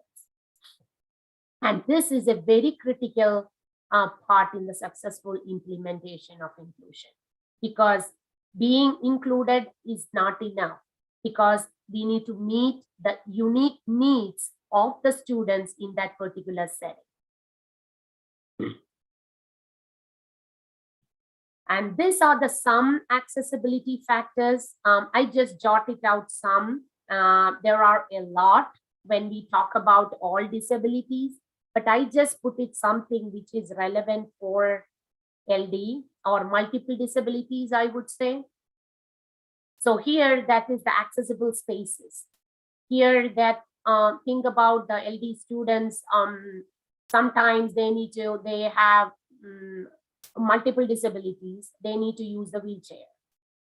They are mobile with the wheelchairs. We need to think about wheelchair friendly spaces. They need to use the restroom, and even we can think about the LD students had some kind of accident. They need to get the services. They need to get here the services, whatever, doesn't matter the student situation, the special education, they need to receive those services. They need to receive the instruction, doesn't matter what their condition is. So in that way, when we think about a student with multiple disabilities, this may be a thing, okay, the students, there may be a situation comes, or the students may be in wheelchair, orthopedic impairment, can be LD too. The student may be having issues with the mobility. So how can we address, make it accessible like the general population? We need to, I put some examples there. They have to, the seating may need to be arranged. Then the doors, because if the student in the wheelchair, who is going to open the doors for them?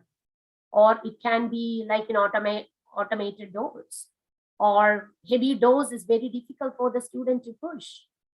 So we think it as very, very smaller, like, no, really this is needed, we think. But when the situation comes, even the smaller minute factors affect the students' approach, accessibility, and we can take it as an accessibility factor. And lighting, because recently I have learned that, because even though I have here more than 10 years, I'm teaching here in the classroom. 1 year, maybe 6-7 months back, I came to know that one of the students has problem with the lighting, like not lighting, it is the background, the paint. He told me that when I turn that the blue background and the reddish background, he get disturbed. I didn't know. All these years, I didn't know, because nobody, no student shared me like that. Because I have seen that when I change his seat with some issues, if I change the seat in a particular seat, he acts really good. He does the work and he closer to perfect. But when I move to some other, because that is where the students face different walls, and he told me, he shared with me that he had problem with those colors. So my thinking was the lighting, because when the light reflects that, like, the colors, he said it disturbs he cannot focus. And sometimes it triggers his ADHD. So this is a simple factor. And like the seizures, that lighting is a problem with some of the students who have severely having seizure issues or fits. So we say it. So it is important to avoid those kind of lightings. They say fluorescent lighting. If it is, whichever, depends on the student. I just throw some thinking for you to think, okay, is it a factor? Is it a problem here? Because I know, I didn't know. That's what, I thought of sharing it. And the flashes, that we also have the problems when the lighting, that disturbs the flickering lights. We have problems with that. So those kind of, that if we have, and some students in my classroom, I have the students with multiple disability, especially the sensory issues, the autistic students. I have high function autistic students in my classroom. The students we have fire drill. Every month we have the fire drill practice, because we need to teach the students what they need to do when we have the fire drill. So that time, the fire drill, the sound it's extreme sound. The intensity of the sound is extreme. However you practice, the students I'm working in middle school. So I have students in the grades 6, 7, and 8.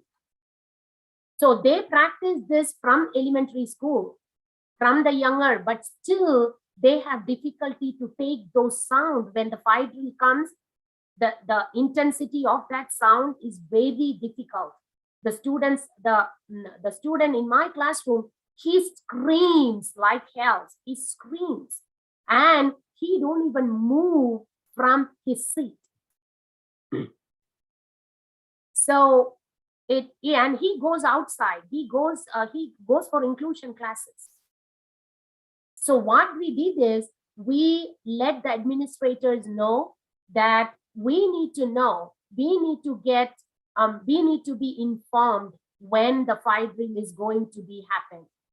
So what we usually did is we used to take that particular student before the fire drill starts, because we need to evacuate the building.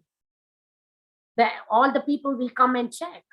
So that time, when it was not possible for us to evacuate this particular student, because he don't even move from the seat because of the sound.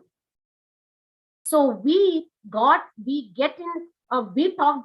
the administrators. We suggest this, and they usually give us a phone call in the classroom, and they will say, okay, the fire drill is going to happen this particular time, in 5 minutes or 10 minutes or whatever the time. We used to take this, allow the students to take to go outside before the fire drill starts. So like, that, so smaller things, the sound, lighting, and they need, in the same way, they need separate spaces when they have a downtime. When the students are like, when they explode in the classroom, like, behavior, they need one space for them to calm down. So that separate space is needed within the general classroom. That's a cool down space.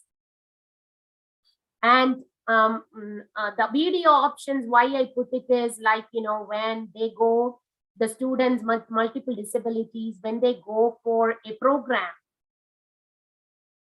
they may have difficulty to sit in a crowd in the initial stages. It depends on the student. I'm just throwing, it depends on students' needs or students' difficulties. They can be, if that is the live stream, if there is another video options available, the students no need to be in that crowd, but at the same time, he is watching in the same space, in the same building from another point. So these are, I put it like, there are many factors. I just added few, which may be a light for you also to think. This may be, I may need to do this. I may need to think about this with this particular student. When we talk about the accessibility, this is purely accessible of materials. The accessible materials are purely the technologies. I'm not going to talk about technologies. I know you have a class, another session with technology. But inclusion won't be complete without talking about technology. That is why I put this slide here. Because there is a widest range of variability in students. Because it is, we can say, much differences one from child A to child B, even though it is the same label, but the students' needs and uniqueness is entirely maybe different. So regardless of the format of features, all the materials or technology designed for the class or designed from the start to be accessible for all learners. So this is called as AEM, accessible educational material. So it comes like in whatever the materials the students need to learn, the users to learn. It can be majority now these days is technology.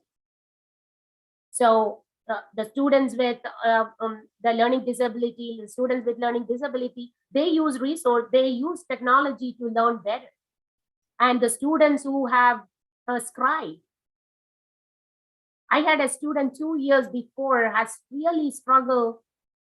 We used to provide scribe, but when came the corona, the pandemic, the scribe is not a possibility.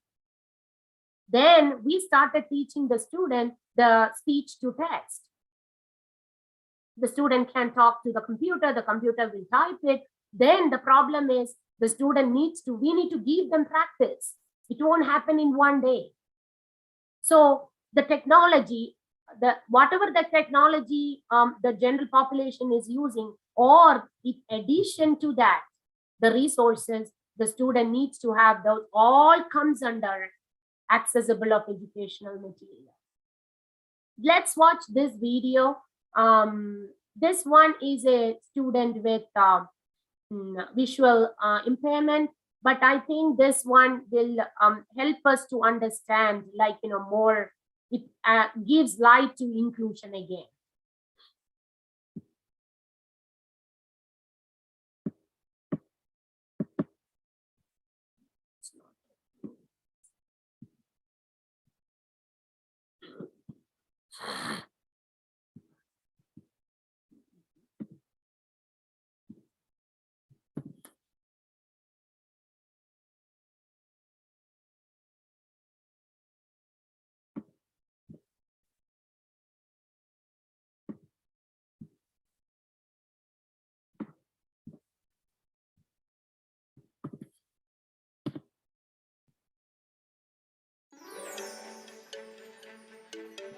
For many students, the transition from elementary school. Are you able to hear this, the sound?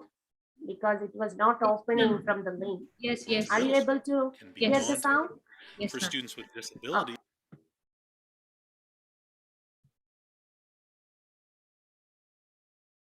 navigate crowded hallways, meet the demands of challenging coursework, and thrive within a general education setting.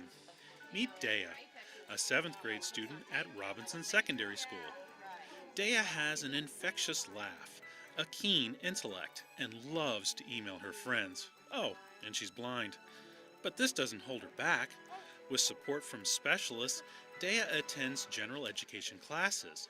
This inclusion not only benefits her socially and emotionally, but an inclusive classroom benefits her classmates and general education teachers too. On gold days, Dea's morning begins in math class. She receives support from Andrea Dunn, who is a teacher of the visually impaired. Basically, the support that Dea needs during math is sometimes repeating the problem. It takes her a little bit of time to unload her paper, load it back up again. She listens to the teacher. She raises her hand when he asks a question. So it's her responsibility to follow along with the lecture. And then I'm just there to help troubleshoot the Braille because there is a separate Braille math code that can be a little tricky sometimes. She uses the Braille typewriter to take her notes and to work out the problems, and she also uses a Braille Note Apex for her calculator. So any calculations that she does, she uses her Braille Note Apex to do that.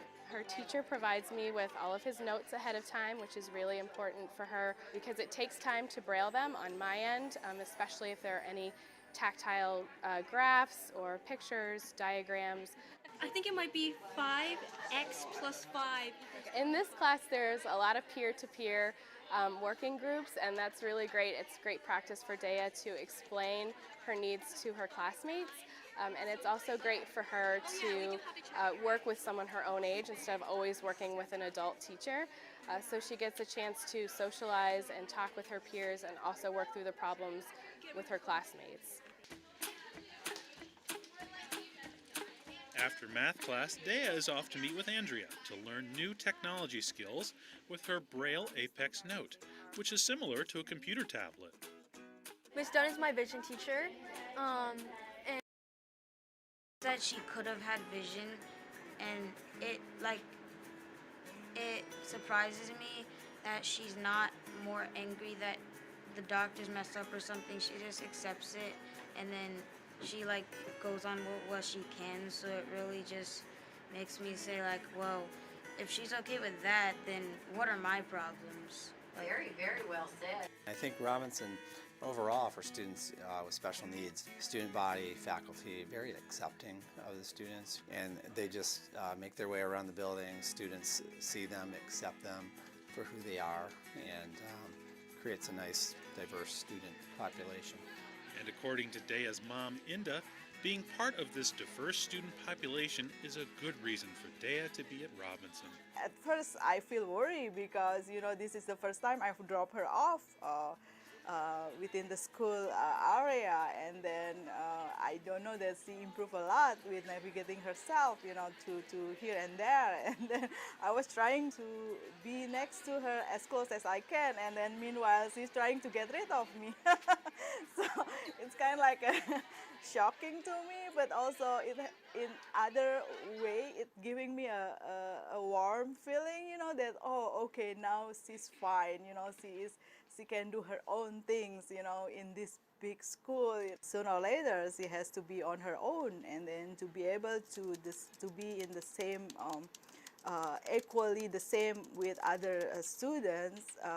To me that is important because she can do many things. She can do a lot of things. She can get the grade also the same with other students. I mean, there is no limitations, right? To be able to sit and to working together with sighted students, to me,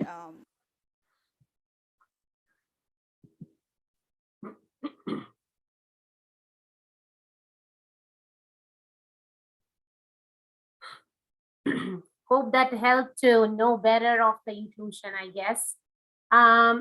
Because you heard about from the peers talking about her, because they think that, okay, even though these all difficulties, the student is successful, and what are my problems? That's what that student was saying, because they feel that, like, you know, the that helps, that yeah, that is why we talk about the social stigma or social skills or social conditions to learn both sides.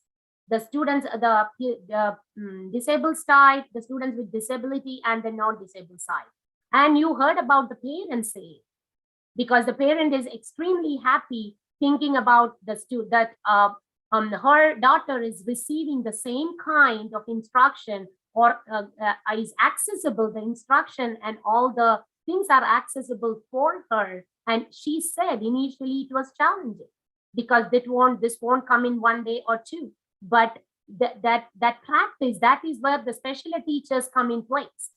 The teachers in that video, because it is a little bit longer, so I don't want to share, like, you know, you don't have enough time. But in that one, that particular speech, the teacher, the visual impairment teacher, she was giving practice in the hallways to teach her to be independent, to go from one class to another.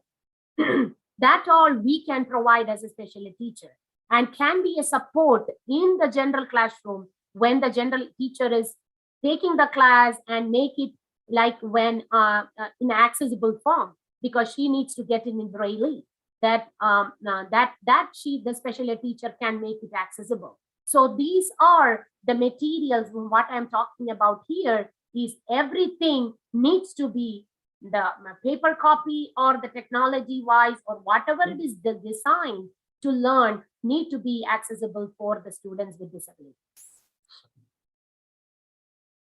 Okay, I want you to put it in the chat box.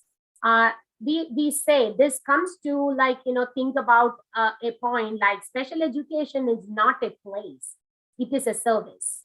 Do you agree or disagree? Just put it in the chat box what you think. I will give you at least 3 minutes to for you to put it in the chat box.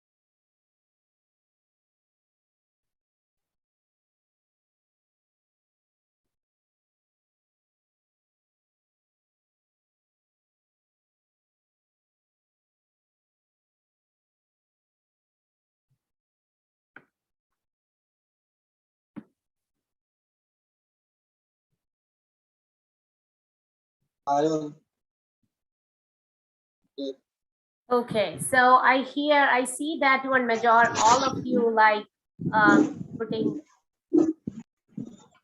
agreed. That is right, because if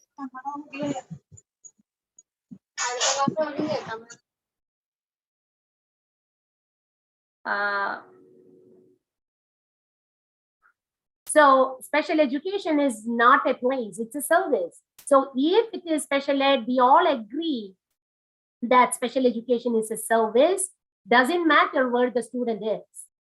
So if that is the case, why can't we include them in the general setting?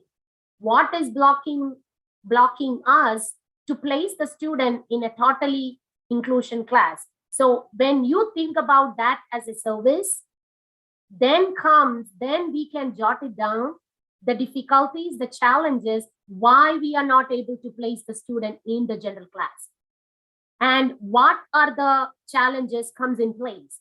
Then we may need to think that taking off one by one challenge and find the solution, start solving the puzzle. So we all agree that, okay, that student, all the services can be provided in the setting. Majority, I won't say all, because when comes the majority in, when you think about India or majority of the states, I know that the speech and OT, PT is not in school. So we may need to think about majority of the things for the learning, we can still include the student in the general class. So just the student needs a service. So then cannot be contained, segregate the student, no need to be contained or segregated from the inclusion part. All right, thank you for responding that one. All right, let's move on. All right, when we talk about the inclusion, we cannot end the class without talking the least restrictive environment, LRE.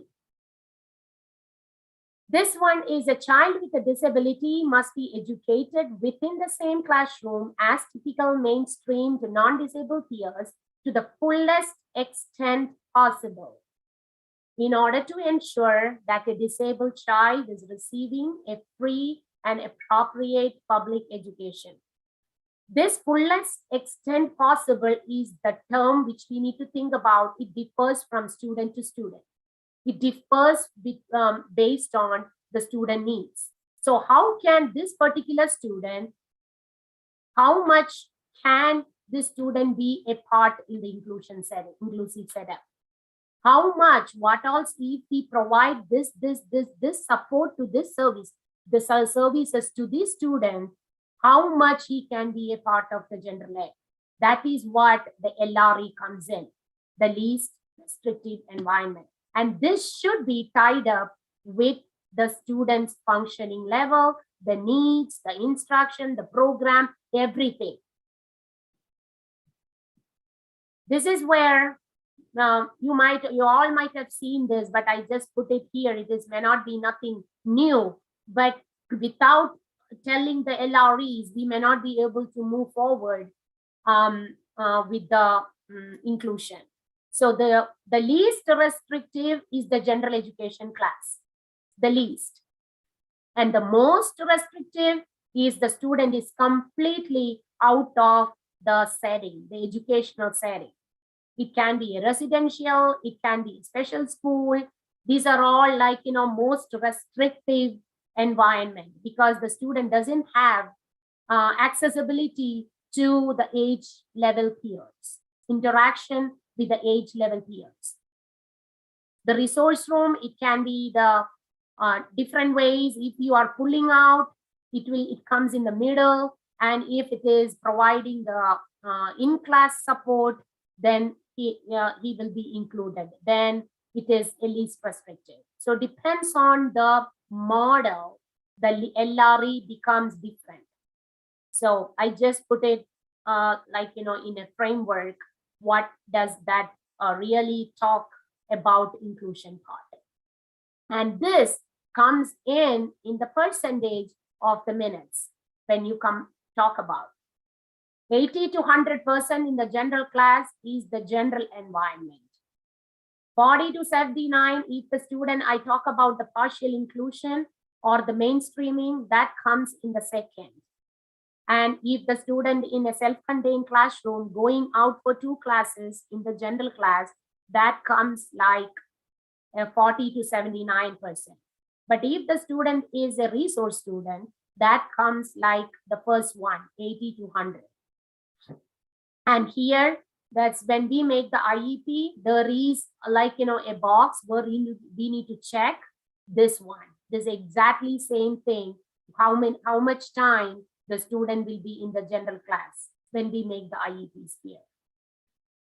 And if the student is receiving only 1 to 39%, it is basically a special school, or these both are special schools. Separate facility and this one. These both are special classes. And here there is no special schools. There is special classes, self-contained classes in the common school. So we don't have special schools here, and it is a class inside the main school. So these both goes for more restriction. And if it is the student is homebound medically, some reason the student is not able to get into school, then we need to provide homebound services. The homebound teacher, the teacher will be trained to provide the homebound. The teacher becomes the mediator between the student and the general ed teacher to give and get the work from the student. So, and provide the services, because as I said here, no student left behind. So every student needs to get the services. So when we talk about the LRE, the least restrictive environment, the homebound or the hospital environment or the residential environment comes at the bottom. That is the most restrictive environment.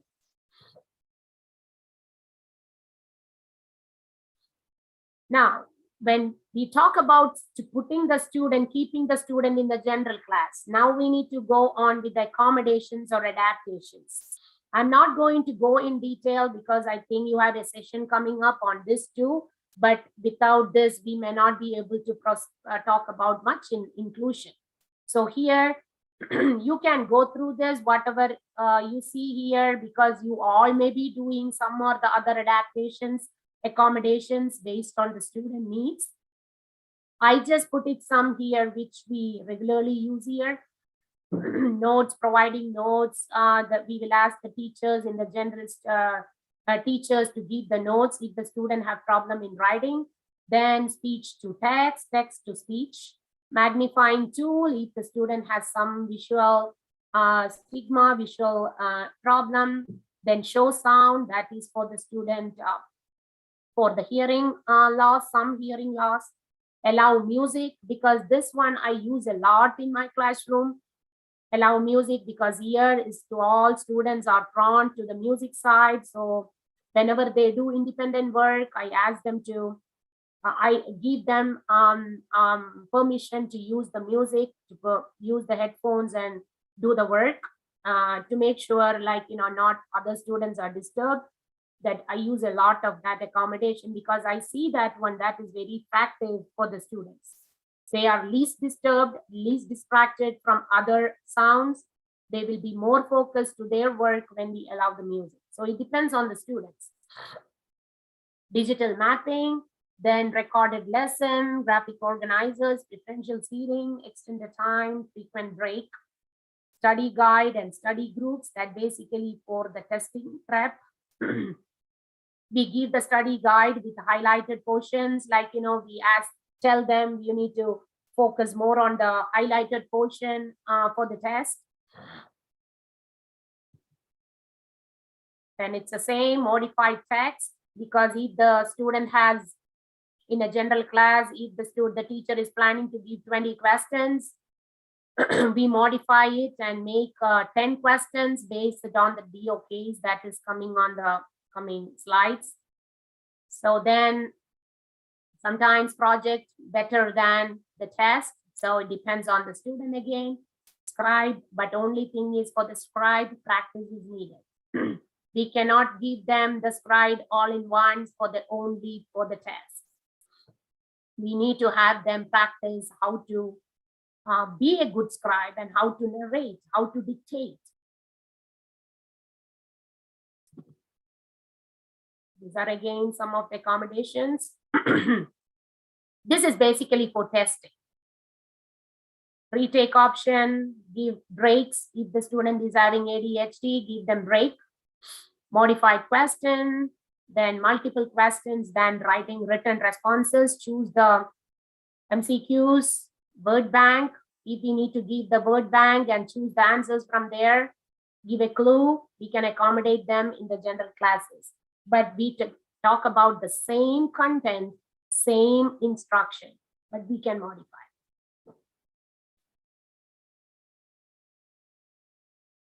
Then in order to be successful, if the student needs to be successful, we need to collaborate. This is an important word in inclusion. We need to collaborate with all teachers and parents, collaborate with paraprofessionals, that is the OT, PT, and speech, collaborate with the teachers for the next academic year, collaborate with the school administrators for needed resources, thinking that we are the students' advocate, till the students become self-advocate. All right, then comes go for the, when we do the collaboration a lot, we can do the co-teaching. There comes the inclusive setting. The common thing which we have seen is the co-teaching part. The co-teaching is in different models. One is the team teaching, one teach, one support. That is another way. One team teaching is equally, they both shared the platform. Then alternate teaching, one teacher with one group, other teacher with small group. One with the whole group, depends on how you collaborate, what the teacher want, what is appropriate for the classroom. Parallel teaching, both will be doing small group, both will be doing the same instruction, same content, but it will be modified. It will be in a two different group with the two different groups. And I want you to watch this, as I said about the co-teaching. Let's see this video.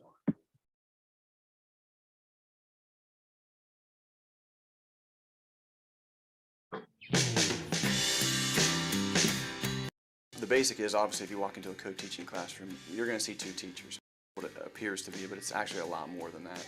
There'll be a content specialist in the room, so if you're in a math class, there'll be a certified math teacher, and along with that teacher will be an intervention specialist. If you ask any of our kids, they don't know which teacher is the general teacher and which one's the special ed teacher, because we both do both roles. It's not simply just putting those two teachers in the room and cutting them loose. There's a process to it. They've worked together throughout the day. They plan together. The benefit here at Lancaster High School is we've had a ton of consistency in our co-teaching, so we have teachers that have worked together for 5 years or more, 4 or 5 periods a day. So there truly is a partnership in the classroom. By trade, I'm a special education teacher in a math world. So I was learning math and teaching it. Now they're with a special education teacher and a math teacher, and she's the expert at the content, and I'm the expert at the intervention, so they have better access to that. The gen ed students, if they are struggling in math, because even if they don't have an IEP, they still might struggle in math. They're getting that extra support and extra help from having a second teacher in the room, and just kind of getting the explanations kind of they're kind of explained a little longer, or having more time on things. They get all those things as well. Our co-teaching classes are general level classes with co-teaching support. So especially if their student struggles a little bit with math, even without an IEP, it's really an excellent place for them, because with two teachers, they get more support, they're learning the same content. It is general education classroom, general education curriculum.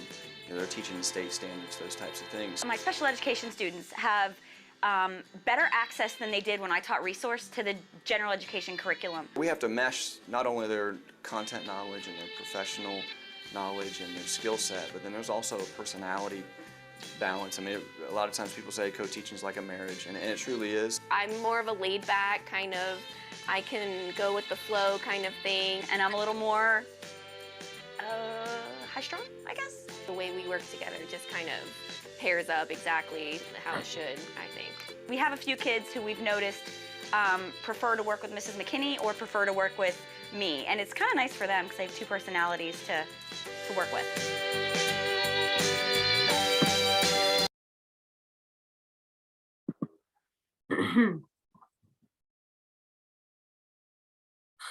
Hope that gives you an idea of the setting in the classroom. So it can be in a different, any of this model, like, team teaching, or one teach, one support, alternative teaching, parallel teaching. Whatever the co-teaching model is effective for the class because there is a lot of collaboration and planning is needed with the general's teacher. Then comes the differentiation. So then comes to the classroom. We saw that the teacher teaching. Now we need to talk about the differentiation because this piece is very important for the student success because one size doesn't fit all. So now we need to customize it. So now we need to think about the student needs. We need to divide the students into groups based on their functioning level. And the content, process, product, or the learning environment, everything need to be differentiated in the setting. We need to differentiate the assessment and we need to make the high level, medium level, and low level, low groups, 3 groups, and we need to teach. So the 2 teachers are teaching the same thing, but they need to, after providing the whole group instruction, they break into teams, the 2 groups, tier 1, tier 2, tier 3, in order to provide the instruction. So differentiation piece is very important in inclusion because otherwise the students with disabilities have challenges to have success. So differentiation, that piece may not be totally guided to the students with disability. It deals with the population where the students cannot be paced with the other students. So there will be some cream level students who are ready to take the challenges to the next level. They are the high function student in the whole class. This is this piece where you see in all classrooms. Doesn't matter where you teach and what you teach. This is across the world because each person is unique. So you cannot expect the whole population moving in the same pace. So we may need to think about the one group need to give the challenging thing, and one group may need some support, and one group needs more support. That is where the teachers sit, they provide more support. So in order for you to, I have one video here. I want you to look at the differentiation piece here, and the 2 teachers are sharing the classroom in a co-teaching setup.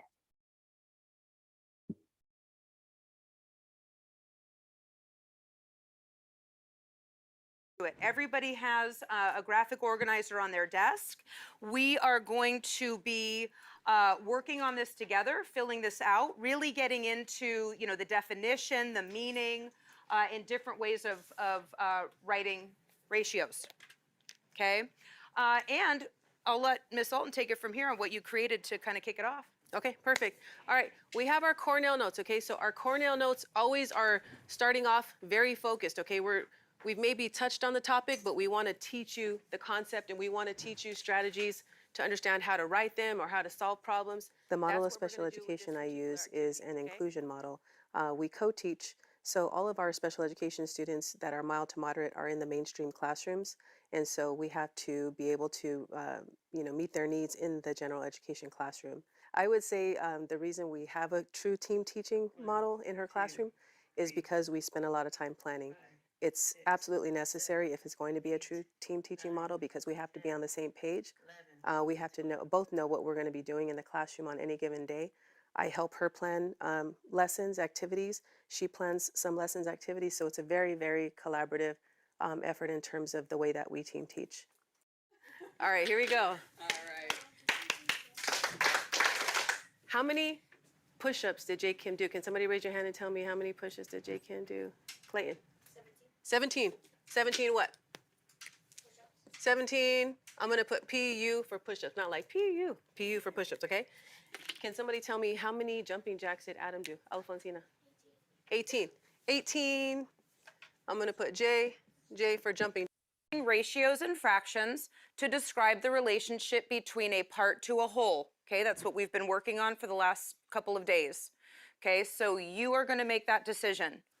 It's a big thing to be able to kind of self-assess, meaning you're kind of thinking about how you feel with how well you're doing or where you might need help, if you need help at all. And if you feel like you do need help, how much help do you need, okay? So right now, what we want you to do is we want you to think about these 3 groups, okay? Red group, I need a bit more help from the teacher, and then I'll be better at this to try to do some work on your own a little bit. along with a little bit of guidance still, okay? But the teacher is going to kind of help you reteach the strategy a little bit, and then we'll send you on your way, okay? Or do you feel like you're part of the yellow group in the middle? I'm starting to get this, and after a bit more practice, practice on your own and on the computer, I will totally get it. Okay, that's yellow group. Ms. Moore, you want to go over green group? Finally, green group, you've got this. Okay, you've got this. You can work independently on your own. You've got this. You're going to be challenged. We're going to take that group a step further, kind of into what we're going to be getting into next week and see how you do with that. Differentiation looks like meeting the needs of every student. It doesn't look like it is meeting the needs of every student. So after our focus lesson, we will assess, and based on the results of the assessment, it kind of informs our teaching moving into the differentiation. So the way that we break down the differentiation groups is letting them all know this is a safe environment.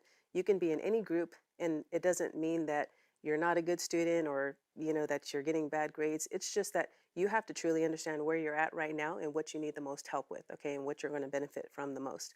So our students are very, they feel very safe in our classroom. So then they are able to self-assess and think to themselves, where do I belong? So my red group, we are going to be in the back like I mentioned yesterday and like we've done before, okay? But right now I'm going to have my students that felt that they were in the yellow group, that, I kind of got this, but I need a little bit more practice. My students that are in the yellow group, we're going to come over here. 1, 2, 3. And 1, 2, 3. So if you are in that yellow group, find your way to one of these seats quietly in the next 10 seconds. The red group is not just resource students. We have a lot of our SPED students that started in yellow, and there were, I want to say, 1 or 2 in green. So it's definitely, differentiation for all, not just differentiation for special education. Elijah, we want 2 glue sticks. There you go, to 3 scissors. Perfect. What does the 2 stand for, Emily? What does a 2 represent? The glue. The what? The glue sticks. The glue sticks. What does a 3 represent, Elijah? Scissors, beautiful. What is the part of glue? 2. 2. Do you know what the hole is, Anthony? 3. Not 3. Do you know what the hole is, Irving? The hole. No, I don't. Okay, hold on. What I want you guys to do is I want you to count your numerator and your denominator. Add those up and tell me what you got. Add up the numerator and the denominator. Tell me what you got, Anthony. The red group usually is with myself or Mrs. Moore. We kind of, switch, and it's whiteboard, very explicit, very focused instruction, almost back to the day where we taught the. I hope that gives little bit clarity of the grouping. And here, sometimes the student can self-assess and decide which group they belong to. Depends on the content, because some students will be good in fraction, but some others, the same students will be needing some help in other topics. So based on, it is easier if the student, that happens in almost like in a middle school and high school, the students can self-assess and decide which group they belong to. So they don't get offended. They can be successful because they know they need help. They decide which group they belong to. And if they think they don't need any help, they can move forward. They guard it. They go to the other group, depends on the group. So, and some in elementary level, in the small students, we may need to make them sit in the group sometimes. Especially when in 1st grade to 4th grade, they don't know how to much self-assess. So we need to place them in the tier 1, tier 2, tier 3. And this is what we have seen right there. The depth of knowledge, the DOK. When this is actually the depth of knowledge comes when in the instructional part, because I have another slide to show what is that DOK, okay? So whole group instruction, first the teacher provides the whole group. That's what we have seen in the video. The teacher teach in the whole group, then they divide into small group, and that is tier 1, tier 2, tier 3. They name it as red, yellow, and green. So the tier 1 was in the video was the green, who can do independent work, and they can be challenged to the next level. So that tier 1 is high function or students in the class. We are not talking about special ed here. We are talking about the class. It is a mixture of, we are talking about inclusion here. So we have the students mixed with both disability and non-disabled peers. The whole group is divided. The high level will be the tier 1, the green group, based on that video. The tier 2 will be the medium level. They need little bit support where the general ed teacher can help them in tier 2. Tier 1, they don't need any help. So they are the low support students, and most of the things here in the DOK, they teach in the tier 2, the concept and the skill development. But when we talk about the DOK 4, that is the higher learning skill, higher level of instruction, that is the challenging, extended thinking and challenge. So we can give them that work. When comes the tier 3, they are the low performers, so they need more support. So they are the ones sometimes we may need to, in the teaching, instructional, reteach wise, we need to think about recalling the concept, skill development. These are all we give it in the tier 3 or the red group.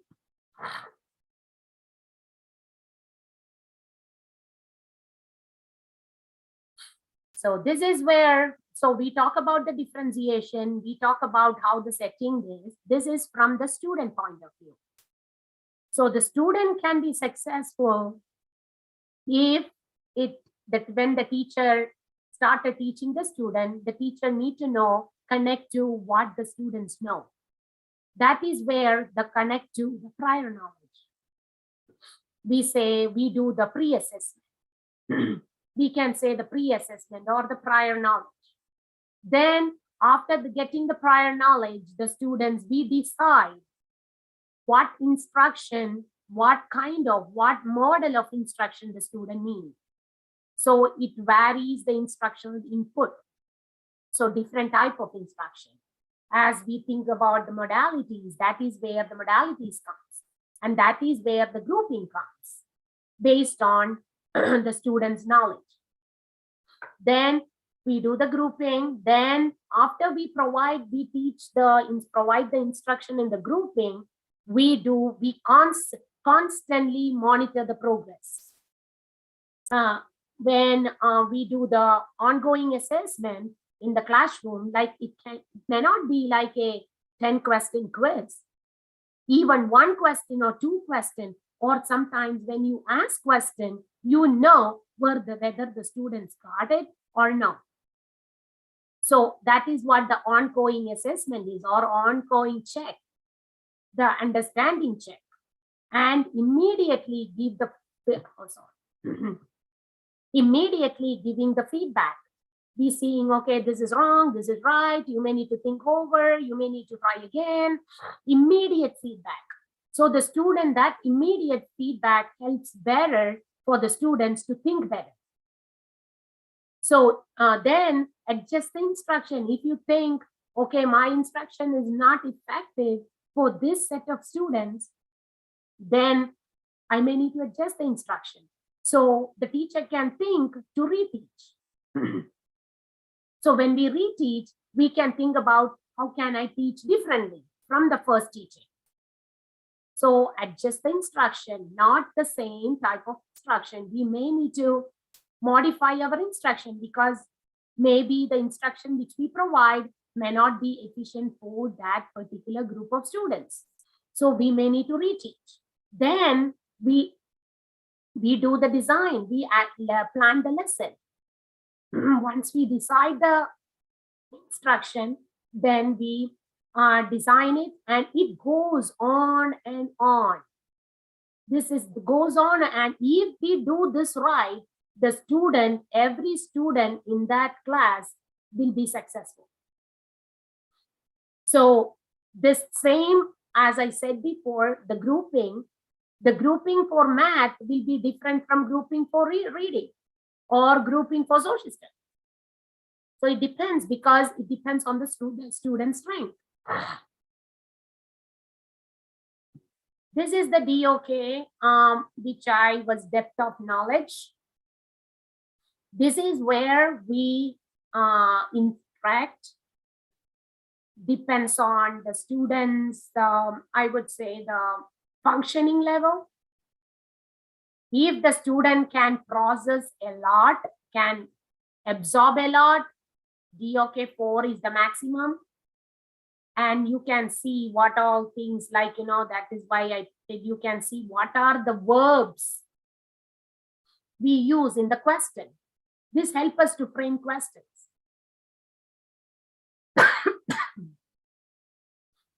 Level 1 is basically the recall, draw, identify, memorize, who, what, when, where, state, tell. These are all like, the DOK 1 question.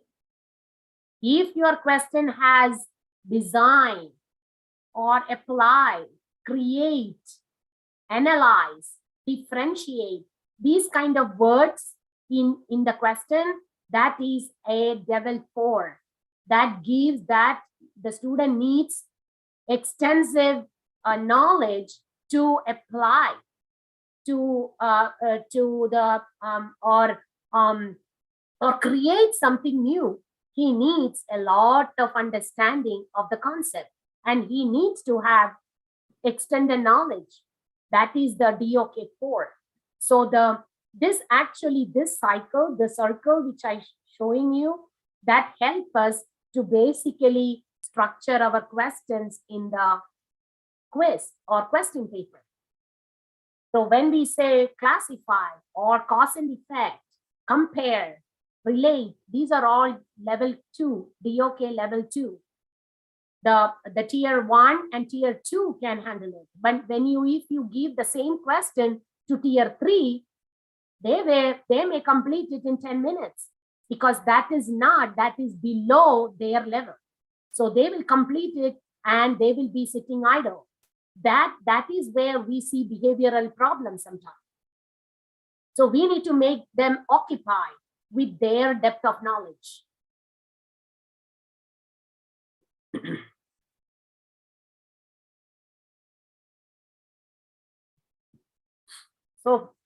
So the change, when we talk about inclusion, the change is essential, critical, because there is, as we all agreed, that special ed is not a place. So we cannot make them sit in one place and learn because it's not a place. It is a service. We can provide that in any place. Because we have seen in some rural areas in village, which there is no enough classroom, the teaching takes place under the tree. So teaching can be taken in any place. It's a service. So in the same way, special ed also is a service. So it can be the students can be placed in any setting. So change is needed. Change is needed. Change is essential and critical for when we think about special education. And in the educational system, that is not in our hands much. Basically, is one size doesn't fit all. We need separate instruction. We need differentiated instruction for all the students in the classroom. So this special ed students can be placed there to get the instruction because they get the instruction is different size to fit everybody. And we said, as I shown the video, was it is about mindset. Let the special ed students feel the belonging. I am with my age level peers. There is no label. Nobody is pointing at me. Nobody is labeling me, and I'm free to move. So everybody has abilities and disabilities. When we think about ourselves, we may be good in something and we will not be able to do many things. We are disabled in many things. So we all students have the abilities and disabilities. And I would say respect the right, because the right to learn, right to be equal, or right to be a part of the same instruction is the student right. And we all believe that every student can learn.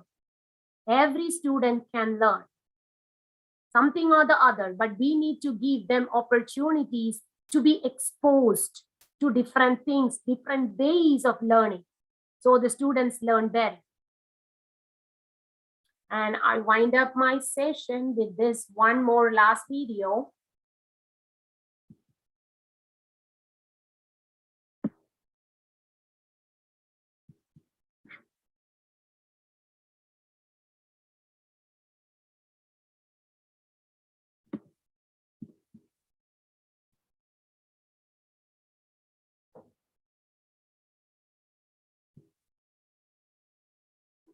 Learners should not have to adapt to the system. Instead, education systems should adapt to their needs. When students do not feel welcome in school, they are less likely to learn. This is everyone's loss. But rich and poor countries too often educate some children apart. Children who have a disability, have been displaced, speak a different language, or are poor and disadvantaged. School design may favor some students over others, as do many laws and policies. Teachers are often ill-equipped to cater for students' diverse needs. Children may not recognize the way they are portrayed in textbooks. Some may not see themselves there at all. They receive the message that they do not belong. Testing sometimes follows a narrow vision of education, and consequently, some students leave education earlier than they should. These are complex problems to solve, but a belief in the right to education is a belief in inclusion. Children have different learning speeds and needs. They need curricula that are flexible, creative, and relevant. How we prepare teachers matters. They must be given the tools and training to achieve our vision for reform. The resources we know can help the marginalized, educators, support staff, and equipment should be shared so that everyone can benefit. Better data on those left behind will help us reach them. Disadvantages often accumulate. We can't address inclusion one group at a time. Redressing these disadvantages requires funds. These must be equitable and target individual-specific needs. We must work together on these tasks across government ministries, from central to local authorities, with civil society supporting governments, and schools opening doors to the community. Inclusion in education requires a change in mindset in society, so that education for all means education for everyone without.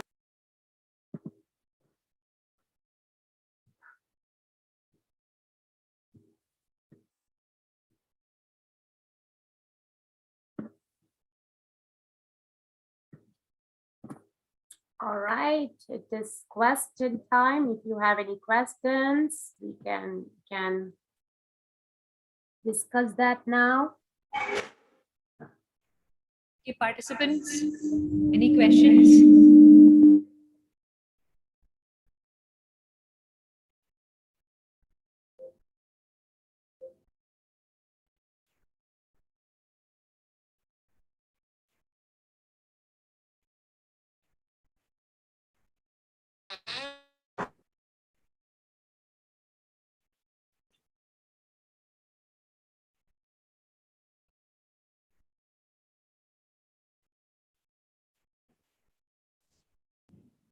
Is there something in the chat box? I thought I saw something. If you have any question, എന്തെങ്കിലും question ഒക്കെ ഉണ്ടെങ്കിൽ ചോദിക്കാം. So it doesn't matter, language is not a barrier. So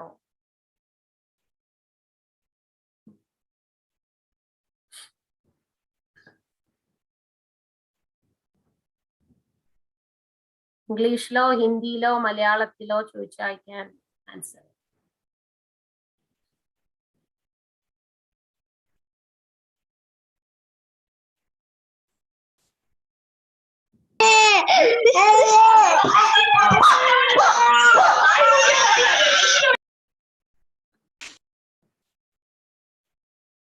I think everybody is saying a lot of thank you. So I think we'll wind up. Thank you, Ms. Srilata. That was a really comprehensive session. You dealt, I think the major takeaways for this evening would be the accessible educational materials. You spoke about that. The videos you showed was really entertaining, and it kept us on track. And post lunch session usually goes a little bit sleepy, so that kept us on our feet. Thank you so much for that. Collaborations with multidisciplinary team, it was like rebrushing a lot of things we had learned before. Co-teaching was wonderful. The video was really relevant, and depth of knowledge, that is something which I got to know in depth today. Thank you so much for that. And student achievement, and you spoke about immediate feedback.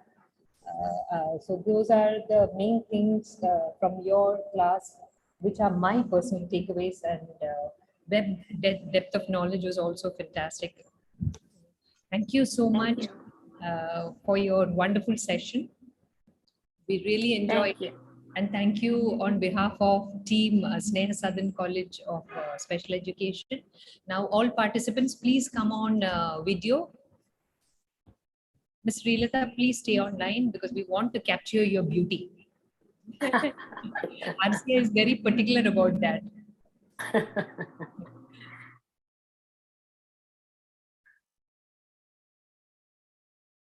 Okay, guys, can we see everybody online? Okay, switch on your video. I can see a lot of smiles coming up. Okay, 1, 2, 3, here we go.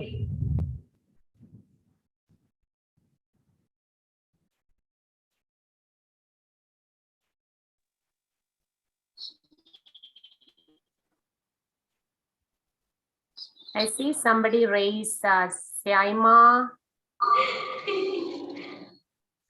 Saima, do you have any questions? I see that your hand is raised.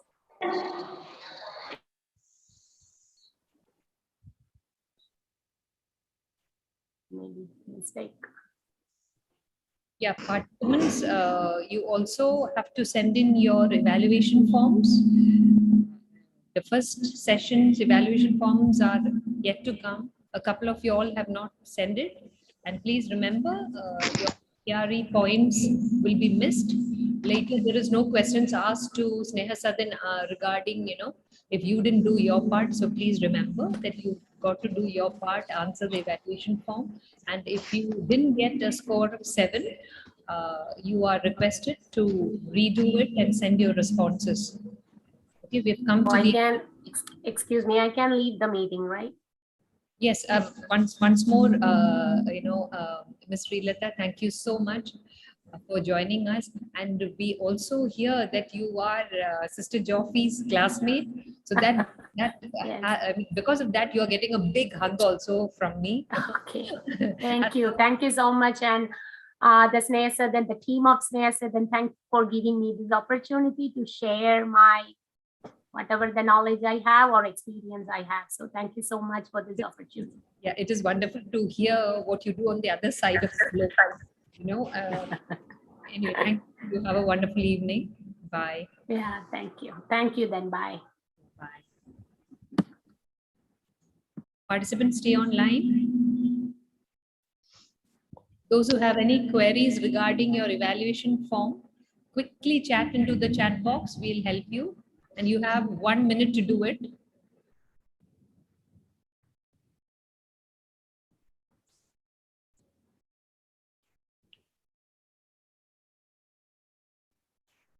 Yeah, so for the first session, we have only 220 people who have replied. The responses have been only from 220. 220 ആൾക്കാരെ reply ചെയ്തിട്ടുള്ളൂ.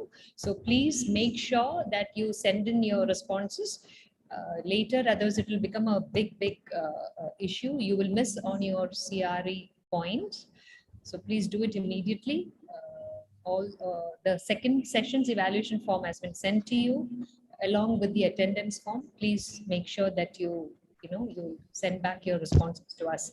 Those who face a difficulty with, sending your responses, please remember you can edit on the Google form. You can edit and then you can resend.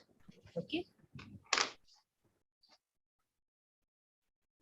Two participants have raised your hand by mistake, because all throughout the program I've been seeing you raising your hand, but you didn't have much to say in the chat box.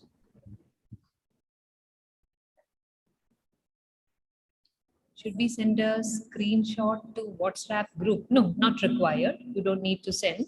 Just send your evaluation form, because the team here is really working hard to make this happen. So you can, if you have any queries, session, the group will form. Yes, yes, please do it at least now. Abby, please do it at least now. Who has not received the link? Cinderella Martin, the link has been sent. How come you didn't get it? Imtihas, were you there in the session? Evaluation form, you have to send it in another 10 or 15 minutes time.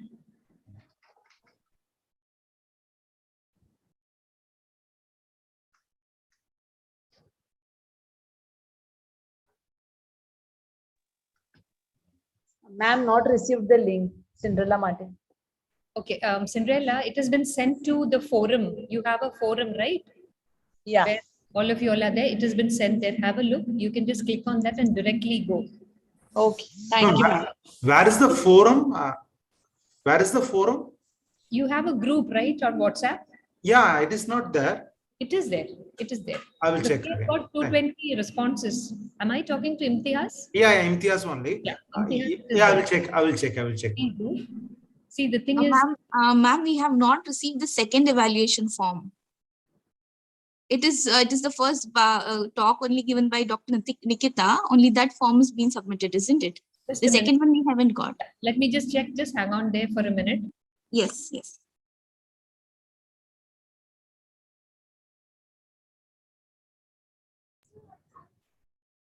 Don't worry, it is coming. It is coming. Okay, ma'am. Thank you. Thank you. Wait for a couple of seconds, please. Thank you.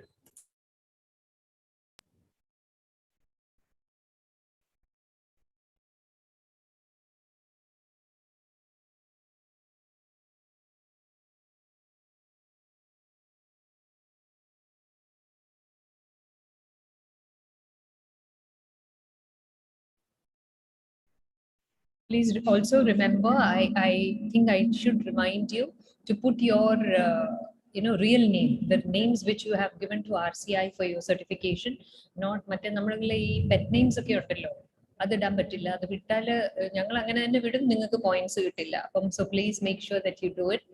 And we keep reminding you all this because like you, we understand that you've taken some time to be with us through the session. So the most you should get the best out of it, and the points are very important for all of us. So please make sure that you do things diligently and in the right manner.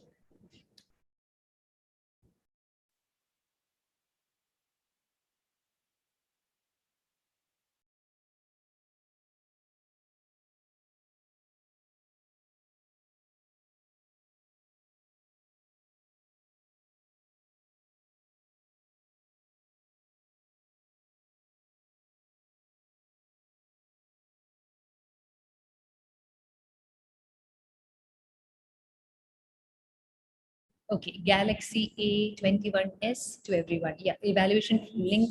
There is some hiccup. We just send it now. Check now. Check in the forum where you all are there. Okay. All the best. Do well. Make sure you get more than seven or more than 7. Okay, otherwise you have to redo it again. It is not difficult. It is quite easy, the questions. I'm also seeing it.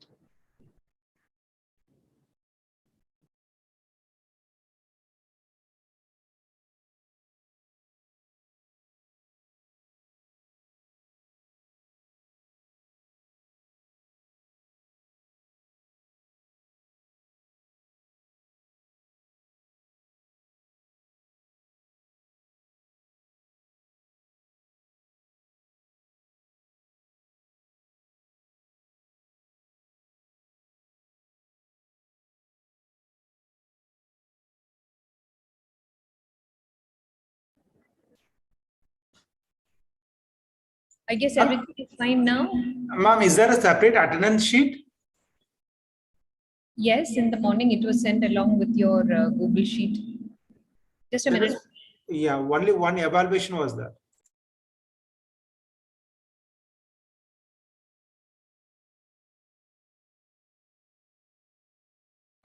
Okay, listen. So the evaluation sheet is your attendance sheet. Along with that, we will send the group photograph.